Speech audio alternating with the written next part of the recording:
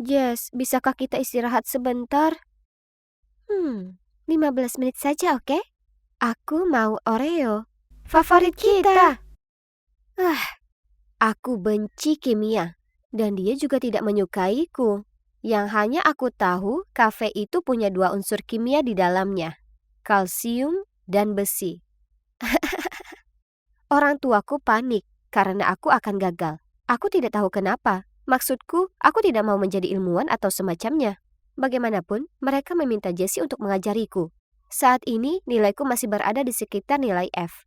Tetapi tidak mungkin aku bisa menemukan tutor baru. Kalian tahu kenapa? Ya, karena Jess dan aku adalah belahan jiwa. Kami berdua kecanduan belanja online dan suka membaca tentang gosip terbaru yang melanda media sosial. Dan hal itu dengan cepat mengubah kami menjadi sahabat. Dan ini pacarku ABCDEFGH Bryce. Yang artinya attractive, brilliant, cute, darling, elegant, funny, gorgeous, dan hot. Aku mencintainya. Jadi, kalian mungkin bertanya-tanya bagaimana aku bisa bertemu dengan seorang mahasiswa yang luar biasa. Ya, itu semua berkat Jess. Karena ternyata dia adalah seorang mak comblang yang hebat. Jadi, saat waktu istirahat, Jess sedang mencari forum kampusnya ketika aku melihat Bryce di salah satu postingan. Wow, itu hebat. Kau kenal dia, Jess? Aku menunjuk ke postingan itu. Dia kemudian menjawab, dia sangat sesuai tipemu, kan? Itu Bryce. Ku dengar dia masih jomblo. Lakukanlah, aku akan mendukungmu. Oh, kedengarannya menarik. Aku balas menyeringai. Setelah itu, Jessie masuk ke mode detektif penuh. Hanya dalam 10 menit dia menemukan di blok mana dia tinggal, apa jurusannya, dan bahkan nama anjing peliharaannya. Dan sejak itu, dia mengajariku cara mengirim pesan, membalas, dan menggodanya. Keren, tenang, dan sabar. Itu berhasil karena pada akhir minggu dia mengajakku berkencan dan sekarang dia adalah sahabat impianku. Dia mungkin terlihat seperti anak nakal tapi di balik itu semua, dia manis dan pemalu. Seperti Edward Cullen.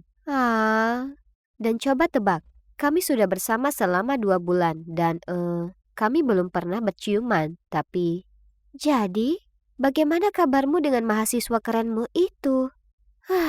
Entahlah. Akhir-akhir ini aku merasa dia bersikap dingin padaku. Jess, aku tahu dia sudah membaca pesanku, tapi dia masih butuh waktu lama untuk membalasnya, dan dia tidak pernah mengirimiku pesan selamat malam lagi, tidak seperti sebelumnya. Aku sedang mencoba. Maksudku, dia kelihatan suka dengan sepasang Jordan 4S dan ponsel baru yang kubelikan untuknya, tapi... aku tidak yakin apakah dia ingin bersamaku lagi. Tentu saja dia pasti mau, sis, kamu cantik. Dia mungkin cuma sedang sibuk dengan studinya. Aku khawatir dia selingkuh. Kau tahu ada cewek bernama Sally di kelas Bryce? Aku sering melihat cewek itu mengikutinya kemana-mana, bertingkah ramah dan membuat alasan untuk memintanya melakukan sesuatu untuknya.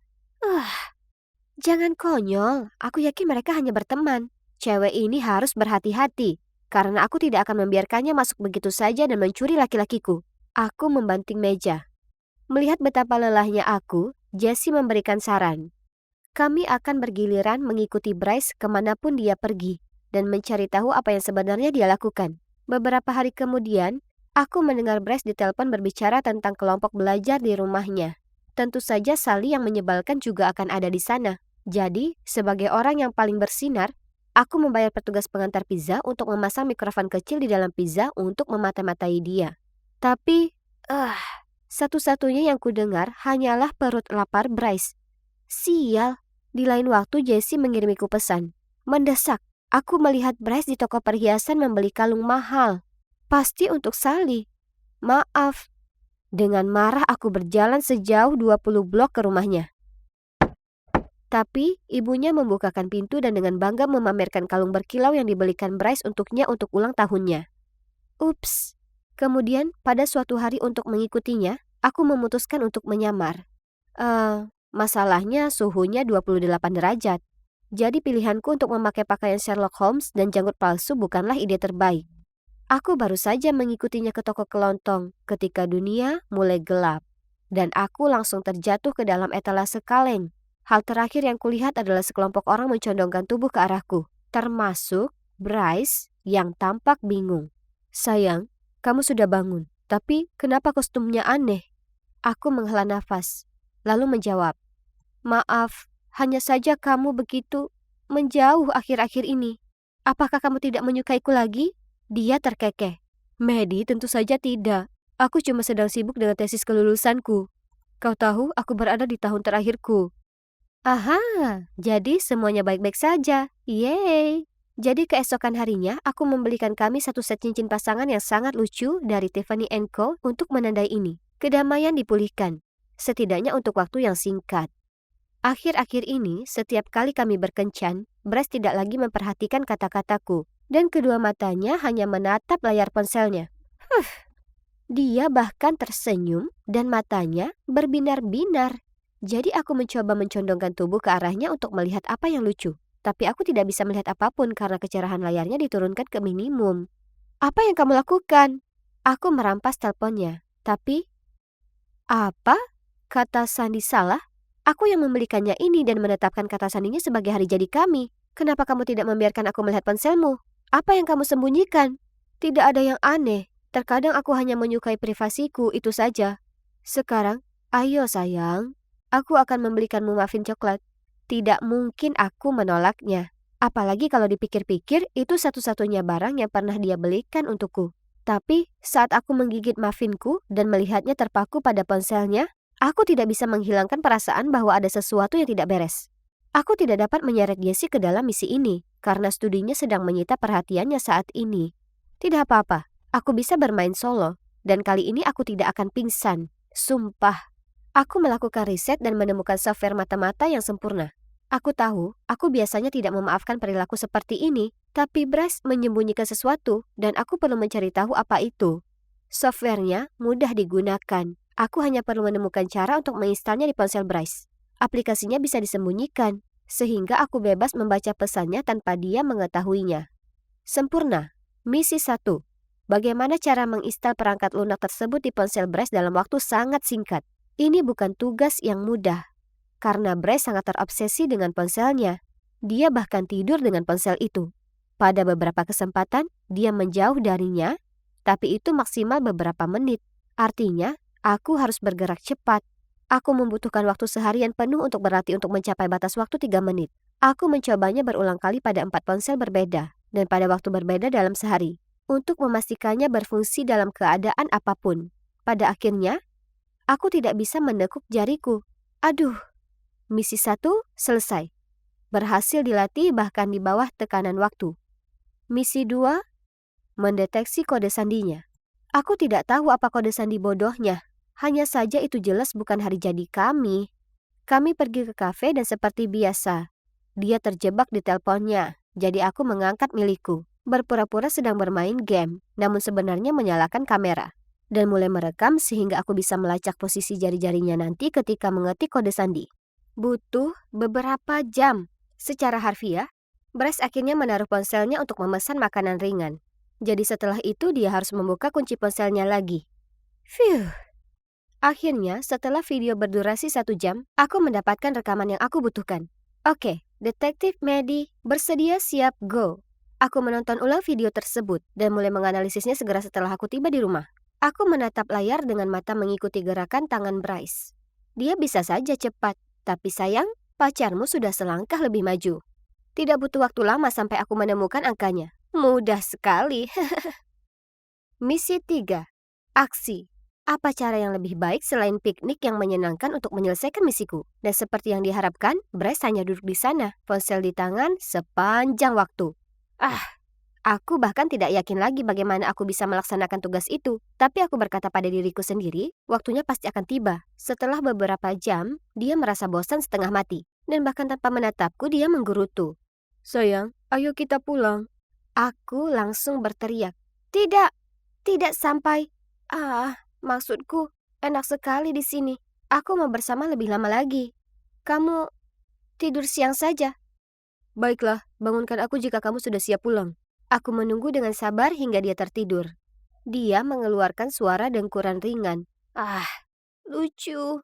Aku sangat gugup. Aku menggigit bibir bawahku sendiri saat aku dengan lembut mengeluarkan ponselnya dari sakunya. Lalu aku memunggungi dia dan mengetikkan kode sandi dengan tanganku yang gemetar. Dan aku masuk. Ho! Aku sangat senang sampai aku hampir lupa dan berteriak. Aku melakukan semuanya dalam waktu singkat. Tapi dia tiba-tiba berbalik. Apa yang kamu lakukan, Medi? Bisakah kita pulang sekarang? Dia menguap. OMG, jantungku berhenti. Oh, beberapa menit lagi. Aku sedang mengedit foto lucu yang kita ambil. Baiklah, cepatlah. Phew, hampir saja. Aku mengambil ponselku untuk memeriksa apakah aplikasi itu berfungsi. Aku segera mengaktifkan mode senyap, tapi masih membangunkannya untuk kedua kalinya. Meski aku ingin mengintip pesan-pesannya, aku tahu pesan-pesan itu harus menunggu, jadi kami pulang. Bicara tentang pesan cewek yang berlebihan, ada lusinan. Semuanya disimpan dengan nama seperti monitor dan profesor. Dia bahkan menggunakan kalimat rayuanku pada beberapa di antaranya. Apa kamu terbuat dari tembaga dan telurium? Karena kamu cute. Ew. Lalu tiba-tiba aku melihat wajah yang kukenal. Jessie. Apa? Sahabatku diam-diam merayu pacarku. Hatiku hancur. Ini menyebalkan. Tidak masuk akal. Jika Jessie menyukai Bryce sejak awal, kenapa dia mendorongku untuk menggodanya? Astaga, aku membaca pesan mereka dari awal. Lalu aku melihat satu hal yang membuat hatiku hancur lagi. Keluarga Medi kaya. Sayang, ayo kita berpura-pura menjadi sahabatnya. Dan dia akan membelikan apapun yang kamu mau. Hanya saja, jangan melangkah lebih jauh. Jadi itu menjelaskan rasa malunya. Kenapa dia jarang menatapku, dan kenapa setelah 2 bulan berpacaran dia belum mencoba menciumku. Kemudian pesan terbaru dari Bryce kepada Jessie menarik perhatianku. Dia sangat membosankan. Aku punya uang untuk kita berdua sekarang, jadi aku akan mencapakannya minggu depan. X. Beraninya mereka. Hanya saja, tanpa sepengetahuan Jessie, Bryce sedang menggoda lusinan cewek. Sebenarnya, dia punya janji dengan cewek bernama Tiffany di bioskop besok malam. Sudah waktunya membalas dendam. Jadi dengan berpura-pura menjadi Bryce, aku mengirim pesan ke semua cewek, termasuk Jessie, untuk datang ke bioskop pada jam 8 malam besok. Aku meminjam topi baseball ayahku, memakai kacamata hitam besar, dan tiba di sana lebih awal agar aku tidak ketinggalan pertunjukannya. Aku bahkan membeli popcorn dan cola, karena aku mau minuman segar untuk menonton blockbuster ini. Kemudian pada jam 8 malam, Bryce berjalan mendekat dan boom! Cewek-cewek itu datang satu persatu, mencari tahu apa yang sedang terjadi, dan mulai berdebat dengannya dan satu sama lain. Tiffany melemparkan popcornnya ke atas kepalanya. Lucu! Dan cewek lain memanggilnya brengsek dan memukulnya dengan tas tangannya, sementara yang lain berteriak dan menjambak rambutnya. Dan aku mengintai di latar belakang dan diam-diam merekam semuanya. Oh sayang, kamu pasti kapok. Wow, Jessie, tokoh utama kita sudah muncul. Dia melihat sekilas sirkus yang terjadi di depannya dan seketika terlihat seperti singa yang siap menerkam. Dia menyerbu ke arah Bryce, mencubit telinganya dan menyeretnya sementara dengan suara bernada tinggi dia berkata, Aduh, Jess, kamulah yang mengajariku semua ini. Aku akan menelponmu nanti, sayang. Ketika keduanya hampir melewatiku, aku melepaskan topi dan kacamataku lalu melompat ke arah mereka. Voila! Bisakah seseorang datang dan membantu mengangkat rahangnya dari lantai? Tidak bisa percaya kalau Medi menjadi dalangnya ya. Aku tidak menunggu penjelasan mereka. Malah, aku menghindar. Tapi aku mengiriminya souvenir kecil. Jessie itu sahabatku. Jadi aku harus berbagi hal menarik dengannya. Kan? Selamat malam sahabatku dan pacarku ABCDEFGH. Kamu juga. Tapi izinkan aku menambahkan IJK. I'm just kidding. Ya, bagiku, aku memutuskan untuk mengistirahatkan hatiku sejenak. Karena hal ini mengajarkanku pelajaran yang tak ternilai harganya. Jangan jatuh cinta dengan cowok tampan. Oh, dan waspadalah terhadap apa yang disebut sahabat licik. Aku sedang keluar jogging sore dan memutuskan untuk mengambil rute baru. Tiba-tiba, kulihat sebuah mansion megah bergaya Eropa dan berhenti untuk memandanginya. Dindingnya diselimuti lumut dan jujur saja itu terlihat cukup seram. Aku melihat ke atas dan sekawanan burung gagak bertengger di atas atap berkoar-koar. Itu membuatku bergidik dan langsung membuatku teringat akan film seperti The Conjuring atau semacamnya. Tak akan mengherankan kalau rumah itu berhantu. Tiba-tiba, aku terkejut dengan suara seorang wanita tua. Mansion itu tampak megah, bukan? Aku berpaling untuk melihatnya, lalu ia melanjutkan. Tapi lebih baik kau menjauh darinya. Kenapa? Tanyaku padanya. Kemudian dia memandangku lebih dekat dan berkata, "Oh, kau bukan warga di sini ya?" Kukatakan padanya aku berasal dari Minnesota, tapi orang tuaku bilang aku bisa habiskan musim panas di sini dengan tanteku. Kalau begitu sayang, biar ku beritahu kau. Pemilik mansion ini adalah seorang gadis muda. Sangat kaya, tapi menutup diri. Gosipnya, dia itu pemuja setan. Apa kau percaya itu? Aku bertanya padanya. Jadi di mana dia sekarang? Oh, dia menghilang secara misterius beberapa tahun lalu. Dan rumah itu ditinggalkan sejak itu. Wanita itu menjawab, "Baiklah, ini sangat menakutkan. Bulu kuduku benar-benar berdiri. Tapi entah mengapa, aku jadi makin tertarik lebih dari sebelumnya. Oh, maaf, seharusnya aku perkenalkan diri. Aku Ellie, tipikal anak SMA, tapi juga seorang blogger cerita detektif yang antusias. Aku menghabiskan banyak waktu pada forum cerita detektif dan selalu tertarik pada hal-hal aneh dan misterius sejak aku kecil. Oh ya, balik ke ceritaku. Jadi, suatu malam tante menyuruhku pergi ke toko kelontong untuk beli susu. Di perjalanan pulang, aku lewat mansion itu dan langsung merinding. Aku menatap ke atas dan melihat cahaya berpendar di jendela lantai 2, seperti cahaya lilin atau semacamnya. Tapi, tak mungkin wanita tua itu bilang tempat itu terbengkalai ya kan? Cahaya terus berpendar dan aku tak bisa berhenti memandang. Tiba-tiba muncul bayangan seorang gadis. Dia sedang memainkan biola dan musik yang suram mengalun di antara celah-celah dinding. Kemudian entah dari mana, seekor gagak terbang dan menjerit. Kak! Hampir saja copot jantungku, lalu aku pun langsung lari pulang. Bagaimana bisa seseorang tinggal di mansion menyeramkan itu? Tunggu dulu, bagaimana jika yang barusan kulihat itu hantu pemilik yang menghilang? Ya ampun, aku harus pecahkan misteri ini. Aku bahkan bisa menjadikannya cerita detektif dengan sedikit unsur horor untuk membuatnya lebih seru. Saat aku berbaring, muncul ide berjudul Mansion Kematian di Dunia Nyata. Lalu kemudian kusadari aku bahkan bisa membuat video YouTube soal itu dan foto asli mansion itu, dan bahkan mungkin beberapa cuplikan yang diambil di dalamnya saat aku mengungkap misteri itu. Oh, ini akan bagus sekali. Aku hampir tak bisa tidur karena bersemangat, dan esok harinya aku meminta sepupuku Susan untuk ikut dan menjelajah mansion itu bersamaku. Hei Susan, mau ikut memeriksa mansion seram itu denganku? Ya Tuhan, Ellie, apa kau gila? Kau tahu tempat itu berhantu kan? Penuh dengan hantu dan segala macamnya. Ya, itulah kenapa aku mengajakmu ikut aku. Kuangkat bahuku. Aku lebih suka mengambil jalan memutar daripada melewati rumah itu untuk pulang.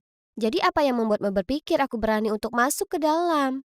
Aku berusaha meyakinkannya kalau itu bakalan seru, tapi dia terus menolak. Ah, ya sudah. Jika tak ada yang berani masuk ke mansion itu, maka aku akan jadi yang pertama. Mengumpulkan keberanianku, aku ke sana sendiri. Aku berhasil memanjat pagar besi berkarat yang hampir runtuh itu di halaman belakang. Lalu kulihat sebuah pintu yang agak terbuka. Saat aku mendekat, kusadari ada sebuah simbol setan terukir di pintunya. Seram. Aku menutup mata, menahan napas, dan pelan-pelan mendorong pintu itu terbuka. Bau yang menusuk membuatku pusing. Bau apek seperti bau terbengkalai. Aku berjalan masuk ke ruang duduk dan rasanya seolah aku baru saja masuk ke kastil tua di Perancis atau semacamnya. Ada sarang laba-laba di mana-mana dan beberapa berukuran sangat besar menggantung di lapu gantung. Aku melihat sekeliling dan menyadari ada potret seorang gadis di dinding. Dia cantik, tapi matanya terlihat sangat sedih. Ya ampun, apa ini pemiliknya? Orang yang kulihat memainkan biola? Aku tak tahan untuk melihat potret itu lebih lama lagi. Rasanya seolah matanya menghujam jiwaku. Aku menuju ke tangga dan merayap ke atas setenang mungkin. Aku tak akan bohong. Aku ketakutan. Sungguh sangat gelap di atas sana dan setiap aku melangkah, lantai kayunya berderit. Aku terus menengok ke belakangku karena terdengar seolah seseorang sedang mengikutiku. Di titik ini, aku sudah berkeringat dingin. Saat aku berhasil ke lantai 2, terdapat koridor panjang di depan. Tapi itu sungguh aneh. Hanya terdapat satu pintu. Aku berjalan menuju ke sana dan mendorongnya terbuka. Itu sebuah ruangan yang mewah, yang pasti sempurna untuk seorang putri. Dan ya, di sana terdapat biola itu. Semuanya terselubungi lapisan debu tebal. Dan di ujung mata, kulihat sebuah foto. Itu gadis yang sama, tapi kali ini matanya berbinar merah seperti api. Sama seperti Sauron, musuh yang ada di The Lord of the Rings. Aku sangat takut sampai kubalikan foto itu menghadap ke bawah. Itulah saat ku dengar suara biola berbunyi di suatu tempat. Oke, apa yang terjadi?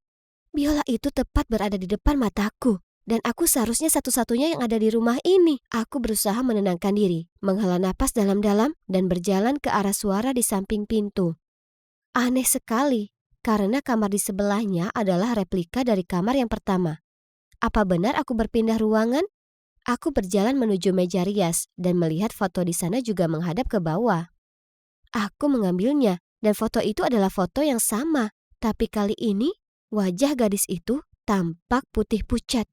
Aku menjatuhkan foto itu karena ngeri dan lari tanpa menengok ke belakang.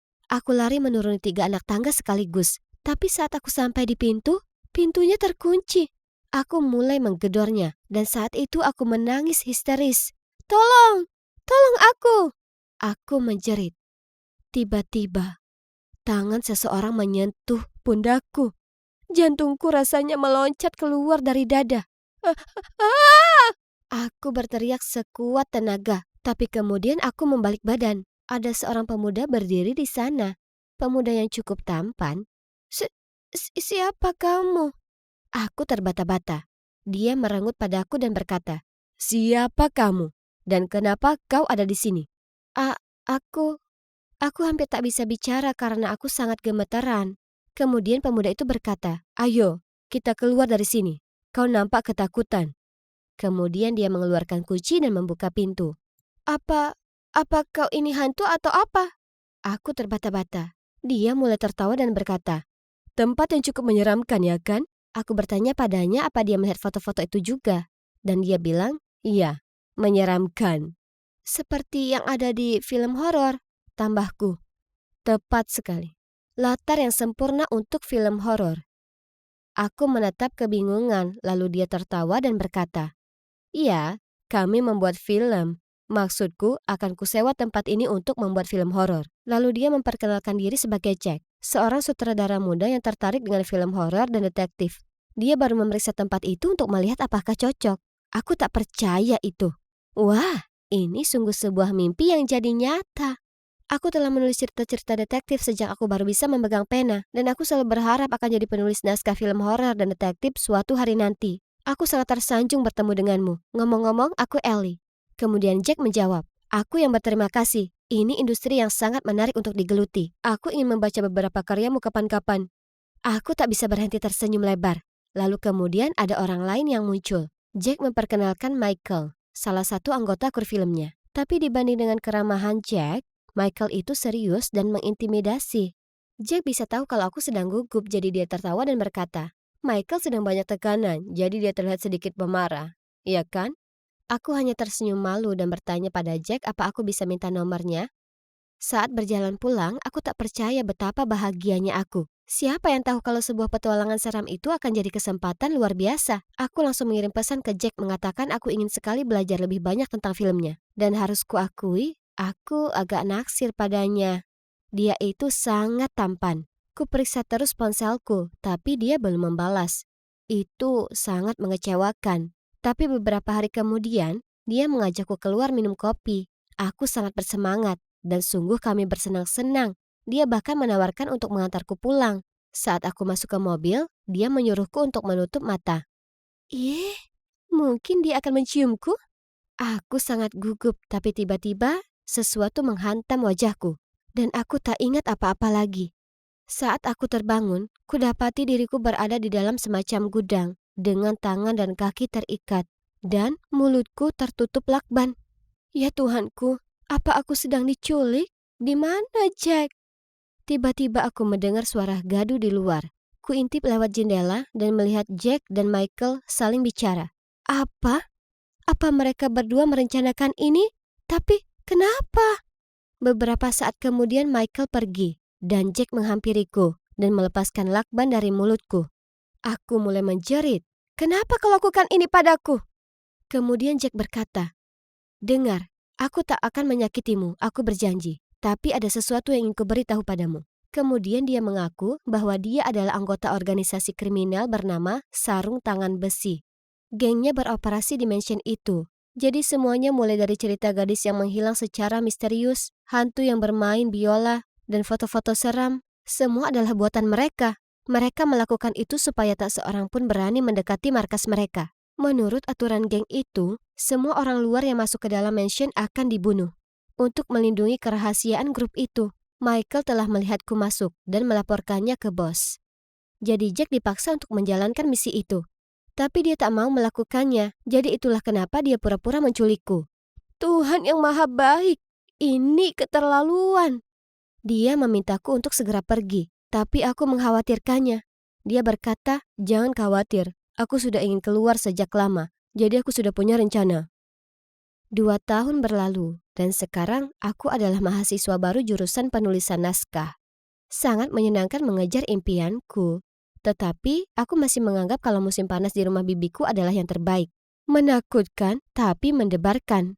Oh, dan soal Jack, setelah kami ngobrol di gudang itu, dia lepaskan aku, lalu cepat-cepat ku kemasi semua barang di rumah tanteku dan terbang pulang. Beberapa minggu kemudian, kulihat sebuah artikel yang memberitakan dia menyerahkan diri. Dan pihak kepolisian telah menangkap geng sarung tangan besi. Sekarang, Jack di penjara, tapi akan segera bebas. Aku punya firasat kalau jauh di lubuk hatinya, dia pria yang baik. Dan kuharap aku akan berkesempatan untuk bertemu dengannya lagi dan untuk mengenal lebih jauh siapa dia sebenarnya. Siapa tahu, pengalaman di kehidupan nyata mungkin bisa membantuku menulis cerita yang sangat luar biasa juga. Oh tidak, teman Vivian berjalan menghampirinya. Jadi dengan cepat ku tarik dia ke samping dan dengan tegas menyuruhnya segera pulang. Vivian menjauhkan tangannya dan berkata, "Hah, ini bukan urusanmu. Aku bisa berada dimanapun, dengan siapapun, dan kau tak berhak memaksaku. Baiklah, kalau kau tak ikut denganku, maka aku akan menelpon Owen, dan kau tak perlu ragu untuk dikirim ke sekolah asrama di akhir pekan ini. Apa itu yang kamu mau?" Dengan enggan dia berpamitan ke teman-temannya, lalu ikut aku pulang. Aku tak bisa menahan senyum bangga. Aku sudah melakukan tugas dengan baik. Ah, senang rasanya berhasil. Aku Istan, dan jika kalian belum melihat bagian 1 dan 2 dari ceritaku, kusarankan kalian memeriksanya. Dan untuk Vivian, tidak kok, aku tak punya sifat superior. Aku hanya memerintahnya seperti ini karena ayahnya, Owen, memberiku tugas mengawasinya. Aku dapat perhatian penuh darinya. Karena jika dia berulah, maka ayahnya akan mengirimnya ke sekolah asrama. Aku tak paham. Aku tahu Vivian tak ingin dikirim ke sana. Tapi kenapa sih dia tidak bisa bersikap baik?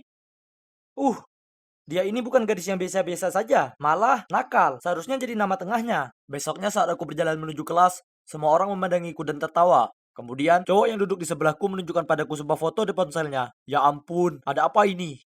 Ya, itu aku tertidur di meja kamarku. Mulutku terbuka lebar, dan aku ngiler. Siapa yang memposting ini online? Uh, Cuma Vivian yang bisa. Tiba-tiba sebuah pesawat kertas mengenai kepalaku. Kubuka dan kubaca pesannya. Itu untuk mempermalukanku di depan teman-temanku, bahkan Stephens. Permainannya bagus, Vivian. Tentu saja, aku ini orang yang terlalu rajin dan bertanggung jawab untuk membatalkan misiku, hanya karena satu foto konyol. Kalian tahu tidak, sejak aku setuju untuk mengawasi Vivian, selalu kupastikan dia berada dalam pandanganku. Aku mengikutinya sangat dekat, sehingga segera saja rumor mulai beredar seperti halnya, apa mereka berdua pacaran, dan Stan itu cowok matre. Tapi menurutku kalimat kekanakan mereka itu lucu. Lagi pula, aku tahu bagaimana kebenarannya. Hingga suatu hari, aku sedang belajar di perpustakaan saat Laila duduk di sebelahku. Ada apa di antara kau dan Vivian? Maksudku, kalian sepertinya selalu bersama. Lidahku terlalu keluh untuk menjawab, jadi Laila melanjutkan. Kurasa kau harus menjauhinya. Percayalah, tak ada yang baik dari gadis macam itu. Entah dari mana Vivian melompat masuk dan berteriak. Oh, permisi. Apa maksud yang kau katakan barusan? Jadi, menurutmu aku ini cewek macam apa? Semua orang di perpustakaan menatap kami. Laila tak bisa menjawab. Sementara tatapan mata Vivian membuatku takut. Aku berusaha mencari cara untuk meredam semuanya. Tapi dengan marah, Vivian menyapu buku di atas meja, lalu bergegas pergi. Aku ingin mengejarnya, tapi Laila menahan lenganku dan menyuruhku untuk mengabaikannya. Kemudian dengan nada manis, dia memintaku untuk membantunya dengan soal matematika. Aku senyum terpaksa dan menjawab, "Ya, tentu saja." Setelah itu, setiap kali kulihat Vivian, entah itu di sekolah atau di rumah. Dia tak mengucapkan sepatah kata pun kepadaku dan malah memberiku tatapan mematikan. Tatapannya agak menakutkan dan membuatku tak nyaman. Tapi lebih dari semuanya itu membuatku merasa bersalah. Tapi aku tak paham kenapa. Aku tak melakukan hal yang salah, ya kan? Kemudian suatu kali, aku sedang menuju ke kantin saat kulihat Grace. Hah, apa yang dilakukannya di sini? Aku menyusulnya dan dia bilang kepala sekolah menelpon karena Vivian bermasalah lagi. Tapi karena Owen sudah hampir berangkat dinas, dialah yang harus datang. Dia itu menyusahkan sekali. Aku harus tinggalkan jadwal perawatan kukuku lebih cepat. Dia melambaikan kukunya yang setengah jadi di hadapanku. Lihat, jelek sekali. Aku berjalan bersama Grace. Makan siang bisa menunggu, karena aku perlu mencari tahu apa yang Vivian sudah lakukan kali ini. Aku tak paham, karena aku sudah mengawasi dirinya dari dekat, dan aku tak lihat dia melakukan apapun yang buruk. Dari luar, kulihat ada Laila dan Vivian ada di sana. Grace menyerbu masuk ruang kantor, dan aku berjalan masuk di belakangnya. Ternyata, naskah ujian sejarah hilang. Dan sebelumnya, Laila melihat Vivian menyelinap ke ruang guru itu. Frustasi, Vivian berteriak, "Tidak, itu bukan aku. Laila mengada-ngada." Tapi kepala sekolah tidak mempercayainya, dan bersikeras Vivian yang melakukannya. Ia juga menyatakan Laila itu siswa teladan, dan tak ada alasan untuk mengada-ngada soal ini. Ini saatnya kau dikeluarkan. Kepala sekolah itu memberi pernyataan. Kupandang Vivian dengan keprihatinan, dan dia terlihat seperti akan menangis. Tepat saat itu, Grace angkat bicara. Apa Anda punya bukti lain selain kata-kata gadis ini? Bagaimana bisa Anda menuduh Vivian seperti itu saat bukti satu-satunya adalah kesaksian siswa lain? Aku tak merasa putriku ini orang semacam itu. Vivian mendongak ke arah Grace dengan mata melebar. Setelah berdiskusi beberapa saat, pada akhirnya kepala sekolah berubah pikiran tentang mengeluarkan Vivian dan memutuskan bahwa hal ini perlu diselidiki lebih lanjut. Fuh, aku merasa lega. Karena saat keluar dari sana, Vivian dengan canggung menatap Grace dan berkata, "Terima kasih." Lalu kabur. Sungguh aneh melihatnya bersikap malu-malu. Tapi kurasa yang dilakukan Grace sangat berarti baginya. Karena setelah itu mereka menghentikan perseteruan kecil mereka. Grace tak memberitahu Owen tentang apa yang terjadi. Dan Vivian bahkan meminta temannya untuk merawat anjing peliharanya untuk sementara waktu. Jadi Grace bisa beristirahat dari bersin-bersin. Rasanya menyenangkan tidak tinggal di zona perang lagi. Tapi lebih dari itu, versi dari Vivian ini, ya, sangat menggemaskan. Saat itu Sabtu malam, dan aku sedang main PS5 di ruang keluarga saat Vivian muncul. Wah, dia berdandan dan terlihat, sangat cantik. Sampai nanti pecundang, aku akan pergi kencan dengan Carter. Dia melambai padaku.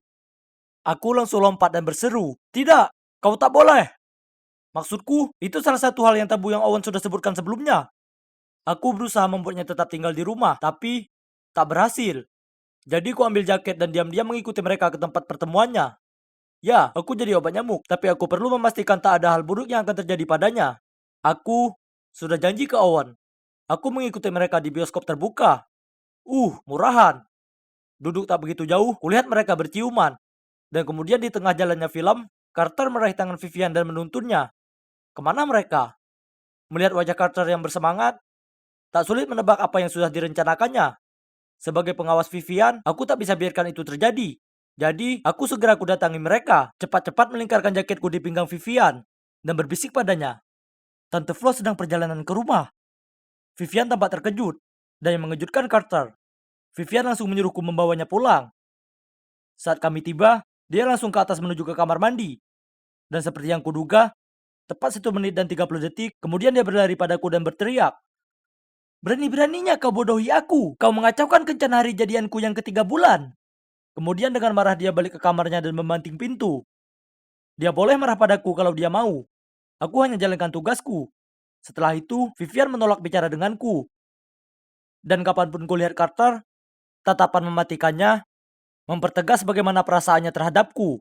Kemudian suatu hari sepulang sekolah, saat aku sedang menunggu Vivian muncul di gerbang sekolah, ponselku bergetar. Itu darinya.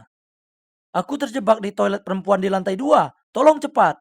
Tanpa pikir panjang, aku bergegas ke sana. Aku hendak menggedor pintu biliknya saat kurasa ada seseorang mencekram ke arahku dan menarikku ke belakang. Itu adalah kepala sekolah, diikuti oleh Carter dan Vivian. Apa? Kenapa dia ada di sana? Ini sangat mengerikan. Kepala sekolah menyuruhku mengikutinya ke kantor. Lalu menuduhku tukang intip. Apa? Aku berusaha membela diri, tapi dia tak mempercayaiku. Kurasa ini tak mengherankan, mengingat aku tak memberitahunya soal pesan Vivian. Betapa marahnya aku pada Vivian karena menjebakku. Aku tahu jika aku memberinya masalah lagi, dia akan dikeluarkan. Dan aku tak mau itu. Tidak hanya sangat menyebalkan, semua orang mengira saya pengintip. Tapi aku juga akhirnya diskor selama sisa minggu itu. Aku berada di rumah merasa sedih dan memaksakan diri untuk belajar. Tapi aku tak bisa konsentrasi pada apapun, bahkan fisika. Ini menyebalkan. Sementara aku memikirkannya, ku dengar ada yang mengetuk pintu. Ku buka pintu, melihat Vivian berdiri di sana. Hebat, sekarang dia di sini untuk menabur garam di lukaku. Terlepas dari seberapa besar kau membenciku, kau tak seharusnya menjebakku seperti itu. Ini bisa mempengaruhi masa depanku. Ku tutup pintunya tapi dia menahanku dengan kakinya. Tunggu, aku punya berita baik untukmu. Dia tersenyum padaku. Kau bisa kembali sekolah besok. Itu semua ulah Carter, jadi kau sudah bebas. Aku memandang Vivian dengan keheranan dan menanyakan apa itu benar. Segera setelah dia mengangguk, aku langsung memeluknya. Beberapa saat kemudian, aku merasa sepertinya aku berlebihan, jadi kulepaskan dia dan menggaruk kepalaku malu-malu. Lalu Vivian cerita semuanya. Ternyata dia baru tahu kalau Carter telah mencuri ponselnya dan mengirim pesan itu untuk menjebakku. Lalu Carter beritahu kepala sekolah, dia lihat aku menyelinap ke toilet perempuan. Vivian membuatnya mengaku. Tapi dia diam-diam merekamnya dan mengirim rekaman itu ke kepala sekolah. Jadi, aku tak diskors lagi. Sungguh melegakan. Astaga, aku sangat berterima kasih pada Vivian. Tapi kemudian aku bertanya padanya, tapi Carter itu kan pacarmu. Enggak, sudah kuputuskan. Aku sudah tak suka lagi dengan cowok nakal. Sebagai gantinya, aku mau seseorang yang peduli dan baik. Dia menyeringai padaku. Nah, ini terjadi beberapa bulan yang lalu. Dan meskipun Vivian terkadang masih berani keras kepala, sekarang dia lebih serius belajar. Suasana di rumah kami cukup baik, yang mana membuat hidupku jauh lebih mudah. Dan kalian tahu tidak, Vivian dan Grace bahkan pergi belanja bersama. Dan aku harus ikut dan membawakan belanjaan mereka. Hah, dan jika kalian bertanya-tanya tentang aku dan Vivian, kurasa siswa pemberontak dan siswa berprestasi ternyata bisa akur. Kurasa kita lihat saja nanti apa yang terjadi. Oh, Jess, bisakah kita istirahat sebentar? 15 menit saja, oke? Aku mau Oreo.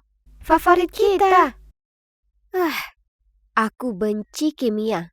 Dan dia juga tidak menyukaiku. Yang hanya aku tahu, kafe itu punya 2 unsur kimia di dalamnya. Kalsium dan besi. Orang tuaku panik karena aku akan gagal. Aku tidak tahu kenapa. Maksudku, aku tidak mau menjadi ilmuwan atau semacamnya. Bagaimanapun, mereka meminta Jessie untuk mengajariku. Saat ini, nilaiku masih berada di sekitar nilai F. Tetapi tidak mungkin aku bisa menemukan tutor baru. Kalian tahu kenapa? Ya, karena Jess dan aku adalah belahan jiwa. Kami berdua kecanduan belanja online dan suka membaca tentang gosip terbaru yang melanda media sosial. Dan hal itu dengan cepat mengubah kami menjadi sahabat. Dan ini pacarku ABCDEFGH Bryce. Yang artinya attractive, brilliant, cute, darling, elegant, funny, gorgeous, dan hot. Aku mencintainya. Jadi, kalian mungkin bertanya-tanya bagaimana aku bisa bertemu dengan seorang mahasiswa yang luar biasa. Ya, itu semua berkat Jess. Karena ternyata dia adalah seorang mak comblang yang hebat. Jadi, saat waktu istirahat, Jess sedang mencari forum kampusnya ketika aku melihat Bryce di salah satu postingan. Wow, itu hebat.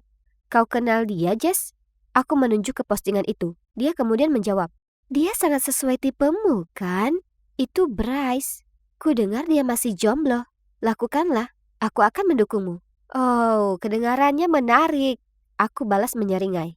Setelah itu, Jessie masuk ke mode detektif penuh. Hanya dalam 10 menit dia menemukan di blog mana dia tinggal, apa jurusannya, dan bahkan nama anjing peliharaannya. Dan sejak itu, dia mengajariku cara mengirim pesan, membalas, dan menggodanya. Keren, tenang, dan sabar. Itu berhasil karena pada akhir minggu dia mengajakku berkencan dan sekarang dia adalah sahabat impianku. Dia mungkin terlihat seperti anak nakal tapi di balik itu semua, dia manis dan pemalu. Seperti Edward Cullen. Dan coba tebak, kami sudah bersama selama 2 bulan dan kami belum pernah berciuman. Tapi, jadi, bagaimana kabarmu dengan mahasiswa kerenmu itu? Entahlah. Akhir-akhir ini aku merasa dia bersikap dingin padaku. Jess, Aku tahu dia sudah membaca pesanku, tapi dia masih butuh waktu lama untuk membalasnya, dan dia tidak pernah mengirimiku pesan selamat malam lagi. Tidak seperti sebelumnya. Aku sedang mencoba. Maksudku, dia kelihatan suka dengan sepasang Jordan 4S dan ponsel baru yang kubelikan untuknya, tapi... aku tidak yakin apakah dia ingin bersamaku lagi. Tentu saja dia pasti mau, sis. Kamu cantik. Dia mungkin cuma sedang sibuk dengan studinya. Aku khawatir dia selingkuh. Kau tahu, ada cewek bernama Sally di kelas Bryce. Aku sering melihat cewek itu mengikutinya kemana-mana, bertingkah ramah dan membuat alasan untuk memintanya melakukan sesuatu untuknya. Jangan konyol, aku yakin mereka hanya berteman. Cewek ini harus berhati-hati, karena aku tidak akan membiarkannya masuk begitu saja dan mencuri laki-lakiku. Aku membanting meja. Melihat betapa lelahnya aku, Jessie memberikan saran. Kami akan bergiliran mengikuti Bryce kemanapun dia pergi, dan mencari tahu apa yang sebenarnya dia lakukan. Beberapa hari kemudian, aku mendengar Bryce ditelepon berbicara tentang kelompok belajar di rumahnya. Tentu saja Sally yang menyebalkan juga akan ada di sana. Jadi, sebagai orang yang paling bersinar, aku membayar petugas pengantar pizza untuk memasang mikrofon kecil di dalam pizza untuk memata-matai dia. Tapi, satu-satunya yang kudengar hanyalah perut lapar Bryce. Sial, di lain waktu Jessie mengirimiku pesan. Mendesak, aku melihat Bryce di toko perhiasan membeli kalung mahal. Pasti untuk Sally. Maaf. Dengan marah aku berjalan sejauh 20 blok ke rumahnya. Tapi ibunya membukakan pintu dan dengan bangga memamerkan kalung berkilau yang dibelikan Bryce untuknya untuk ulang tahunnya. Ups. Kemudian pada suatu hari untuk mengikutinya, aku memutuskan untuk menyamar. Masalahnya suhunya 28 derajat. Jadi pilihanku untuk memakai pakaian Sherlock Holmes dan janggut palsu bukanlah ide terbaik. Aku baru saja mengikutinya ke toko kelontong ketika dunia mulai gelap. Dan aku langsung terjatuh ke dalam etalase kaleng. Hal terakhir yang kulihat adalah sekelompok orang mencondongkan tubuh ke arahku, termasuk Bryce yang tampak bingung. Sayang, kamu sudah bangun, tapi kenapa kostumnya aneh? Aku menghela nafas, lalu menjawab, maaf, hanya saja kamu begitu menjauh akhir-akhir ini. Apakah kamu tidak menyukaiku lagi? Dia terkekeh. Maddie, tentu saja tidak. Aku cuma sedang sibuk dengan tesis kelulusanku. Kau tahu, aku berada di tahun terakhirku. Aha, jadi semuanya baik-baik saja. Yeay. Jadi keesokan harinya, aku membelikan kami satu set cincin pasangan yang sangat lucu dari Tiffany & Co. untuk menandai ini. Kedamaian dipulihkan, setidaknya untuk waktu yang singkat. Akhir-akhir ini, setiap kali kami berkencan, Bryce tidak lagi memperhatikan kata-kataku, dan kedua matanya hanya menatap layar ponselnya. Dia bahkan tersenyum dan matanya berbinar-binar. Jadi aku mencoba mencondongkan tubuh ke arahnya untuk melihat apa yang lucu. Tapi aku tidak bisa melihat apapun karena kecerahan layarnya diturunkan ke minimum. Apa yang kamu lakukan? Aku merampas teleponnya. Tapi, apa? Kata Sandy salah? Aku yang membelikannya ini dan menetapkan kata sandinya sebagai hari jadi kami. Kenapa kamu tidak membiarkan aku melihat ponselmu? Apa yang kamu sembunyikan? Tidak ada yang aneh. Terkadang aku hanya menyukai privasiku, itu saja. Sekarang, ayo sayang. Aku akan membelikanmu muffin coklat. Tidak mungkin aku menolaknya.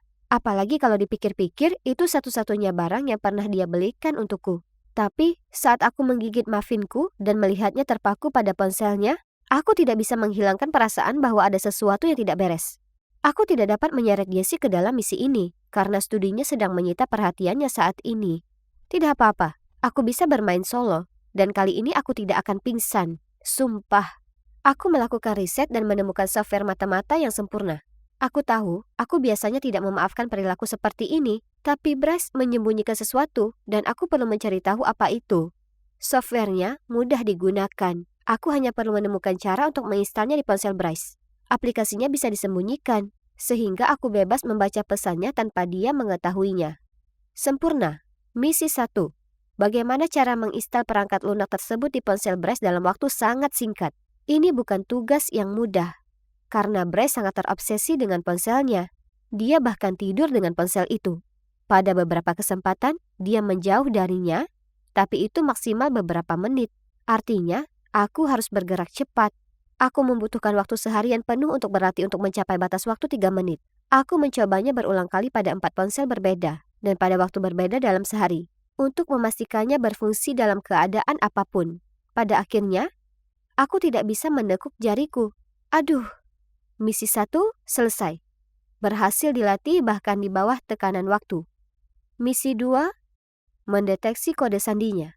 Aku tidak tahu apa kode sandi bodohnya. Hanya saja itu jelas bukan hari jadi kami. Kami pergi ke kafe dan seperti biasa, dia terjebak di teleponnya. Jadi aku mengangkat milikku, berpura-pura sedang bermain game, namun sebenarnya menyalakan kamera.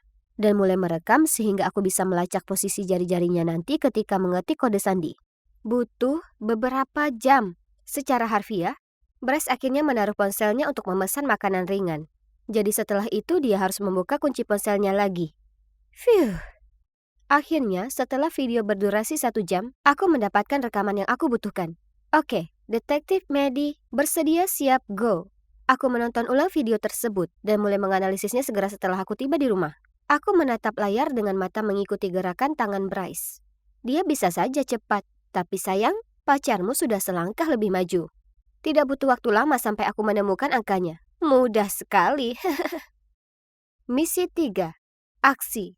Apa cara yang lebih baik selain piknik yang menyenangkan untuk menyelesaikan misiku? Dan seperti yang diharapkan, Bryce hanya duduk di sana, ponsel di tangan sepanjang waktu.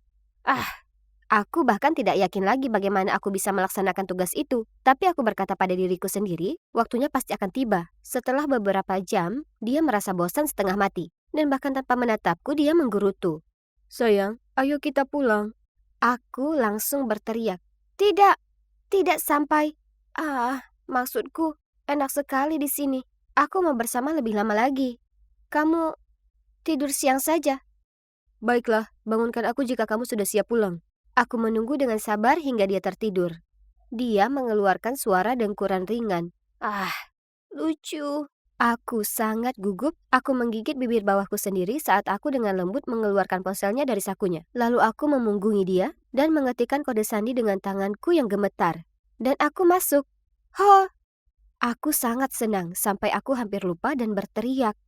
Aku melakukan semuanya dalam waktu singkat. Tapi dia tiba-tiba berbalik. Apa yang kamu lakukan, Medi? Bisakah kita pulang sekarang? Dia menguap. OMG, jantungku berhenti. Beberapa menit lagi. Aku sedang mengedit foto lucu yang kita ambil. Baiklah, cepatlah. Phew, hampir saja. Aku mengambil ponselku untuk memeriksa apakah aplikasi itu berfungsi. Aku segera mengaktifkan mode senyap, tapi masih membangunkannya untuk kedua kalinya. Meski aku ingin mengintip pesan-pesannya, aku tahu pesan-pesan itu harus menunggu, jadi kami pulang.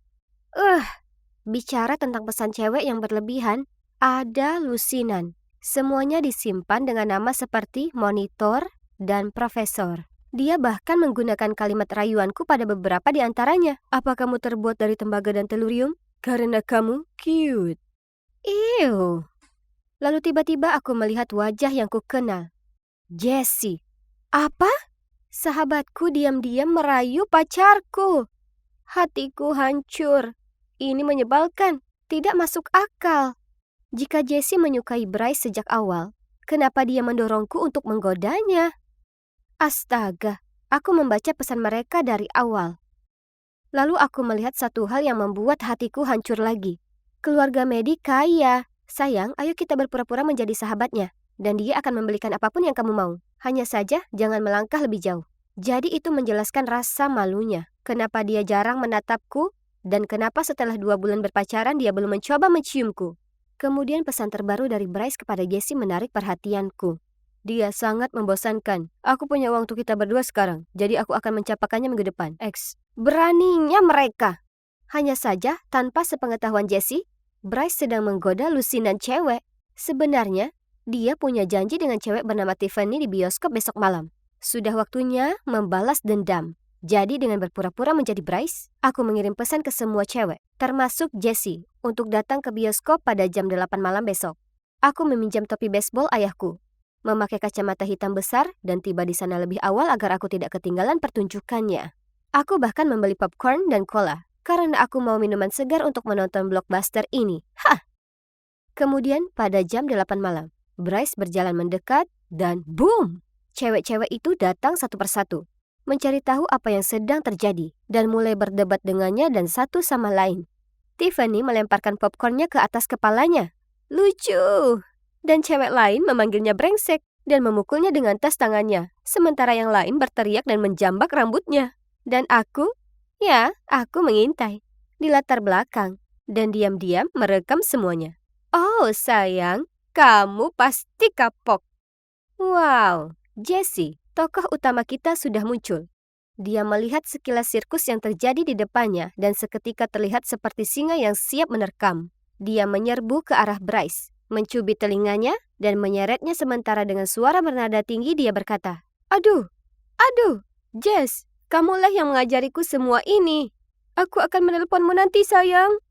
Ketika keduanya hampir melewatiku, aku melepaskan topi dan kacamataku lalu melompat ke arah mereka. Voila!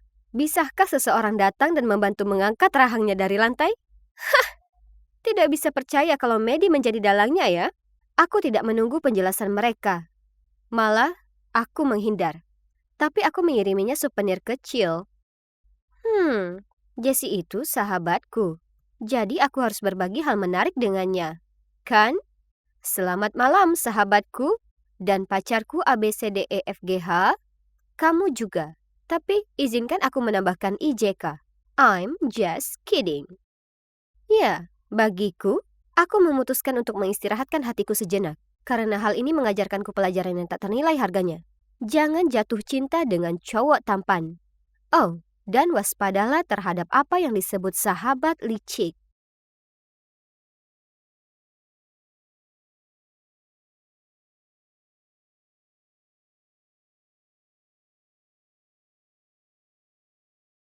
Sungguh? Kau dari Korea? Tak mungkin. Kamu terdengar seperti penutur asli. Richard melompat kaget saat aku memberitahunya aku berasal dari Korea Selatan. Ya, aku 100% orang Korea. Aku menjawabnya sambil terkekeh.